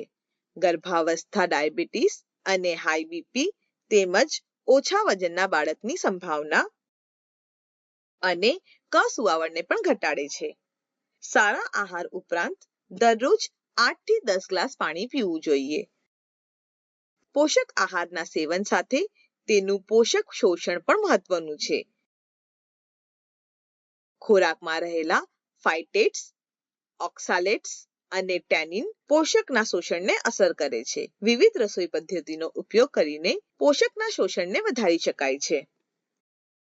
ઉદાહરણ તરીકે પલાળવું, અંકુરિત કરવું, શેકવું, આથો લાવવું, બાફવું, સાતળવું અને ઉકાળવું તેવા અન્ય ઉદાહરણો છે. પોષક તત્વોને વધારવા માટે આપણે વિવિધ પૌષ્ટિક પાવડરનો ઉપયોગ પણ કરી શકીએ છીએ. સરગવાના પાંદડાનો પાવડર, મીઠા લીમડાનો પાવડર અથવા બીજોનો પાવડર પણ વાપરી શકાય છે. આ પાવડર તૈયાર કરવાની પદ્ધતિ બીજા ટ્યુટોરિયલમાં સમજાવવામાં આવી છે. વધુ વિગતો માટે કૃપા કરી અમારી વેબસાઇટની મુલાકાત લો. ગર્ભાવસ્થાના 9 મહિના દરમિયાન સ્વસ્થ વજનમાં વધારો કરવો જરૂરી છે. ખાંડ ટાળવાની ભલામણ કરવામાં આવે છે. ગોળ, પ્રોસેસ્ડ અને જંક ખોરાક, કોફી, દારૂ અને તમાકુ ટાળો. ડોક્ટરની મંજૂરી વિના દવાનું સેવન ન કરો. આ વિશે વધુ બીજા ટ્યુટોરિયલમાં સમજાવવામાં આવ્યું છે. ચાલો હવે આપણે પ્રથમ વાનગીથી શરૂ કરીએ, જે છે ચોળીની ઇડલી. આ વાનગી તૈયાર કરવા માટે અમને આગળ મુજબ દરેક વસ્તુની 2 ચમચીની જરૂર પડશે. આખી બાજરી, આખા કાંગ. આપણને આગળ આપેલ દરેક વસ્તુમાં 1 ચમચીની જરૂર પડશે. અંકુરિત ચોળી, ફણગાવેલા કાળા ચણા, મેથીના દાણા, શેકેલા સૂર્યમુખીના બીજ. આપણને આગળ આપેલ દરેક વસ્તુમાં 5 ચમચીની જરૂર પણ પડશે. સરગવાના પાંદડાનો પાવડર, મીઠા લીમડાનો પાવડર, બીજડાઓનો પાવડર અને મીઠું. સૌપ્રથમ આપણે ચોળી અને કાળા ચણાને ફણગાવવા કરવાથી શરૂઆત કરીએ. ચાલો હું ફણગાવવાની પ્રક્રિયા સમજાવું છું. ચોળી અને કાળા ચણાને આખી રાત પલાળવું. તેને સવારે એક સુતરાઉ કાપડમાં બાંધી લેવું. તેને 2 દિવસ માટે અંકુરિત થવા માટે એક હુંફાળી જગ્યાએ રાખવું. યાદ રાખો કે જુદા જુદા કઠોળ ફણગાવવા માટે અલગ સમય લે છે. જ્યારે ફણગા તૈયાર થાય છે ત્યારે બાજરી અને મેથીના દાણાને એક સાથે પલાળી લો. તેને 6 થી 8 કલાક આથો આવવા માટે પલાળો. સૂર્યમુખીના બીજ અને ફણગા સાથે બાજરીમાંથી પાણી નિતારી મિક્સરનો ઉપયોગ કરીને પેસ્ટ બનાવી લો. પીસવા માટે તમે મિક્સર અથવા પથ્થરનો પણ ઉપયોગ કરી શકો છો. પીસ્યા પછી તેને આથો લાવવા માટે 6 થી 8 કલાક સુધી મૂકી રાખો. રાંધતા પહેલા મીઠું અને બીજા બધા પાવડરને ઉમેરો અને બરાબર હલાવો. પીસેલી પેસ્ટને ઇડલીની પ્લેટમાં રેડવું. તેને કુકર અથવા વરાળિયામાં મૂકો અને 10 થી 12 મિનિટ રાંધવા દો. અથવા તમે વરાળ માટે કુકરમાં 5 કપ પાણી ભરી શકો છો. 7 થી 8 મિનિટ પછી કુકરમાંથી કાઢી લેવું અને ગરમ પીરસવું. આ વાનગીમાં પ્રોટીન, કેલ્શિયમ અને આયર્ન સમૃદ્ધપણે છે. તે ફોલેટથી, મેગ્નેશિયમ અને પોટેશિયમથી પણ સમૃદ્ધ છે. આગળની વાનગી છે બાજરીની ખીચડી. આ બનાવવા માટે આપણે દરેક વસ્તુમાં 1 ચમચીની જરૂર પડે છે. સામો, ફણગાવેલી બાજરી, ફણગાવેલા સોયાબીન, 1 સમારેલી ડુંગળી, 1 સમારેલું ગાજર, 1 સમારેલું બીટ. આપણે આગળ આપેલ દરેક વસ્તુમાં 1 ચમચી જેટલીની જરૂર પડશે. છીણેલું તાજું નાળિયેર અને ખસખસ આપને જરૂર પડશે. અડધો કપ દહીં, દરેક વસ્તુની 5 ચમચી, હળદર પાવડર, કોથમીર અને જીરું પાવડર, આખું જીરું, સરગવાના પાંદડાનો પાવડર, મીઠા લીમડાના પાંદડાનો પાવડર, સ્વાદ અનુસાર મીઠું અને 1 ચમચી તેલ અથવા ઘી. નોંધ લો કે મેં ફણગાવવા માટે બાજરી અને સોયાબીનને અલગથી પલાળ્યા છે. એક વસ્તુને ફણગાવવામાં વધુ સમય થઈ શકે છે અથવા તે બંને એક જ સમય પર ફણગાઈ શકે છે. મારા કિસ્સામાં સોયાબીનને ફણગવામાં વધુ સમય લાગ્યો. સામાને 6 થી 8 કલાક પાણીમાં પલાળી રાખો. પાણીને ગાળી અને તેને બાજુ પર રાખો. પ્રેશર કુકરમાં તેલ ગરમ કરો અને તેમાં જીરું નાખો. હવે તેમાં બધી શાકભાજી, ફણગાવેલી બાજરી, ફણગાવેલા સોયાબીન અને દહીં નાખો.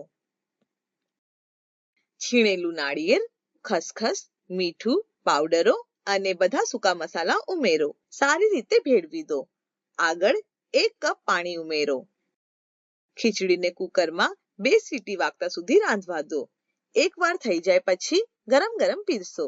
આ વાનગીમાં સમૃદ્ધપણે છે પ્રોટીન, સારી ચરબી, વિટામિન એ અને કેલ્શિયમ. તે અમુક ખનિજોથી પણ સમૃદ્ધ છે, જેમ કે આયર્ન, ફોલેટ, મેગ્નેશિયમ અને ફોસ્ફરસ. અમારી ત્રીજી વાનગી છે મગ રોલ. આ વાનગી બનાવવા માટે આપણને જરૂર પડશે 5 કપ માલ્ટ કરેલ રાગીનો લોટ, 1 ચમચી બેસન, અડધો કપ ફણગાવેલા મગ, 5 કપ છૂટું કરેલું પનીર, 1 ચમચી સમારેલી ડુંગળી, 1 ચમચી સમારેલા ટામેટા. આપણને આગળ આપેલ દરેક વસ્તુમાં 5 ચમચીની જરૂર પડશે. હળદર પાવડર, ધાણા અને જીરું પાવડર, આખું જીરું, મીઠા લીમડાના પાંદડાનો પાવડર, સરગવાના પાંદડાનો પાવડર, 1 ચમચી તેલ અથવા ઘી. આપણે અડધા લીંબુની પણ જરૂર રહેશે. સ્વાદ અનુસાર મીઠું. પદ્ધતિ: આ ટ્યુટોરિયલમાં અગાઉ જણાવ્યા મુજબ મગ ફણગાવી લો. માલ્ટ કરેલ રાગીનો લોટ તૈયાર કરવા માટે રાગીને આખી રાત પલાળી રાખો. હવે તેને સુતરાઉ કપડામાં બાંધો અને તેને 6 થી 8 કલાક આથો આવવા મૂકી રાખો. એકવાર તે ફણગાઈ જાય પછી રાગીને એક લોખંડના વાસણમાં શેકી લો. આ પછી લોટ બનાવવા માટે મિક્સરમાં દળીને તેને બાજુમાં રાખો. લોખંડની તપેલીમાં તેલ ગરમ કરો. તેમાં જીરું, સૂકા મસાલા અને પાવડર નાખો. સમારેલા ડુંગળી અને ટમેટા નાખો અને નરમ થતા સુધી સાંતળો. આગળ ફણગાવેલા મગ ઉમેરો અને તેને 10 મિનિટ સુધી રાંધવા દો. પનીર અને મીઠું નાખો અને 5 થી 10 મિનિટ સુધી રાંધો. પા કપ પાણી ઉમેરો અને તેને બીજી 5-10 મિનિટ માટે રાંધવા દો. આંચ બંધ કરો અને તેને ઠંડુ થવા દો. હવે તેમાં લીંબુનો રસ નાખો અને મિશ્રણ એક બાજુ રાખો. આગળ વાડકામાં માલ્ટ કરેલ રાગીનો લોટ અને બેસનને મિક્સ કરો. હુંફાળું પાણી નાખો અને લોટ બાંધી લો. હવે ગોળ આકારના પરાઠા બનાવો. પરોઠાને લોખંડની તવી પર બંને બાજુ શેકવું. પરાઠાને પ્લેટ પર મૂકો અને પરાઠાની વચ્ચે મગનું મિશ્રણ ઉમેરો. હવે તેના રોલ કરી અને પીરસવું. આ વાનગીમાં પ્રોટીન ભરપૂર માત્રામાં છે અને સારી ચરબી. તેમાં કેલ્શિયમનો સ્ત્રોત પણ છે. આયર્ન, ફોલેટ, મેગ્નેશિયમ અને ઝિંક છે. અહીં જણાવેલ ઉપલબ્ધ સિવાય અન્ય ઉપલબ્ધનો અને અનાજનો પણ ઉપયોગ કરી શકો છો. ઉદાહરણ તરીકે જુવાર, કોદરી, ઘઉંના ફાળા અથવા આખા ઘઉં. તેવી જ રીતે તમે અન્ય કઠોળનો પણ ઉપયોગ કરી શકો છો. દાખલા તરીકે ફણગાવેલા ચણા, ફણગાવેલા લીલા વટાણા અથવા ફણગાવેલા મઠ. ઉલ્લેખિત બીજ ઉપરાંત તમે સ્થાનિક રીતે ઉપલબ્ધ બીજ પણ વાપરી શકો છો. દાખલા તરીકે તલ, કોળાના બીજ, અળસીના બીજ અને તકમરી. તંદુરસ્ત ગર્ભાવસ્થા અને બાળકના સારા સ્વાસ્થ્ય માટે આ બધી વાનગીઓનું સેવન કરો. પ્રોજેક્ટ વૃદ્ધિ એક્શન અગેન્સ્ટ હંગરના આ તાલીમ મોડ્યુલમાં ભાગ લેવા બદલ આપ સૌનો ખૂબ ખૂબ આભાર.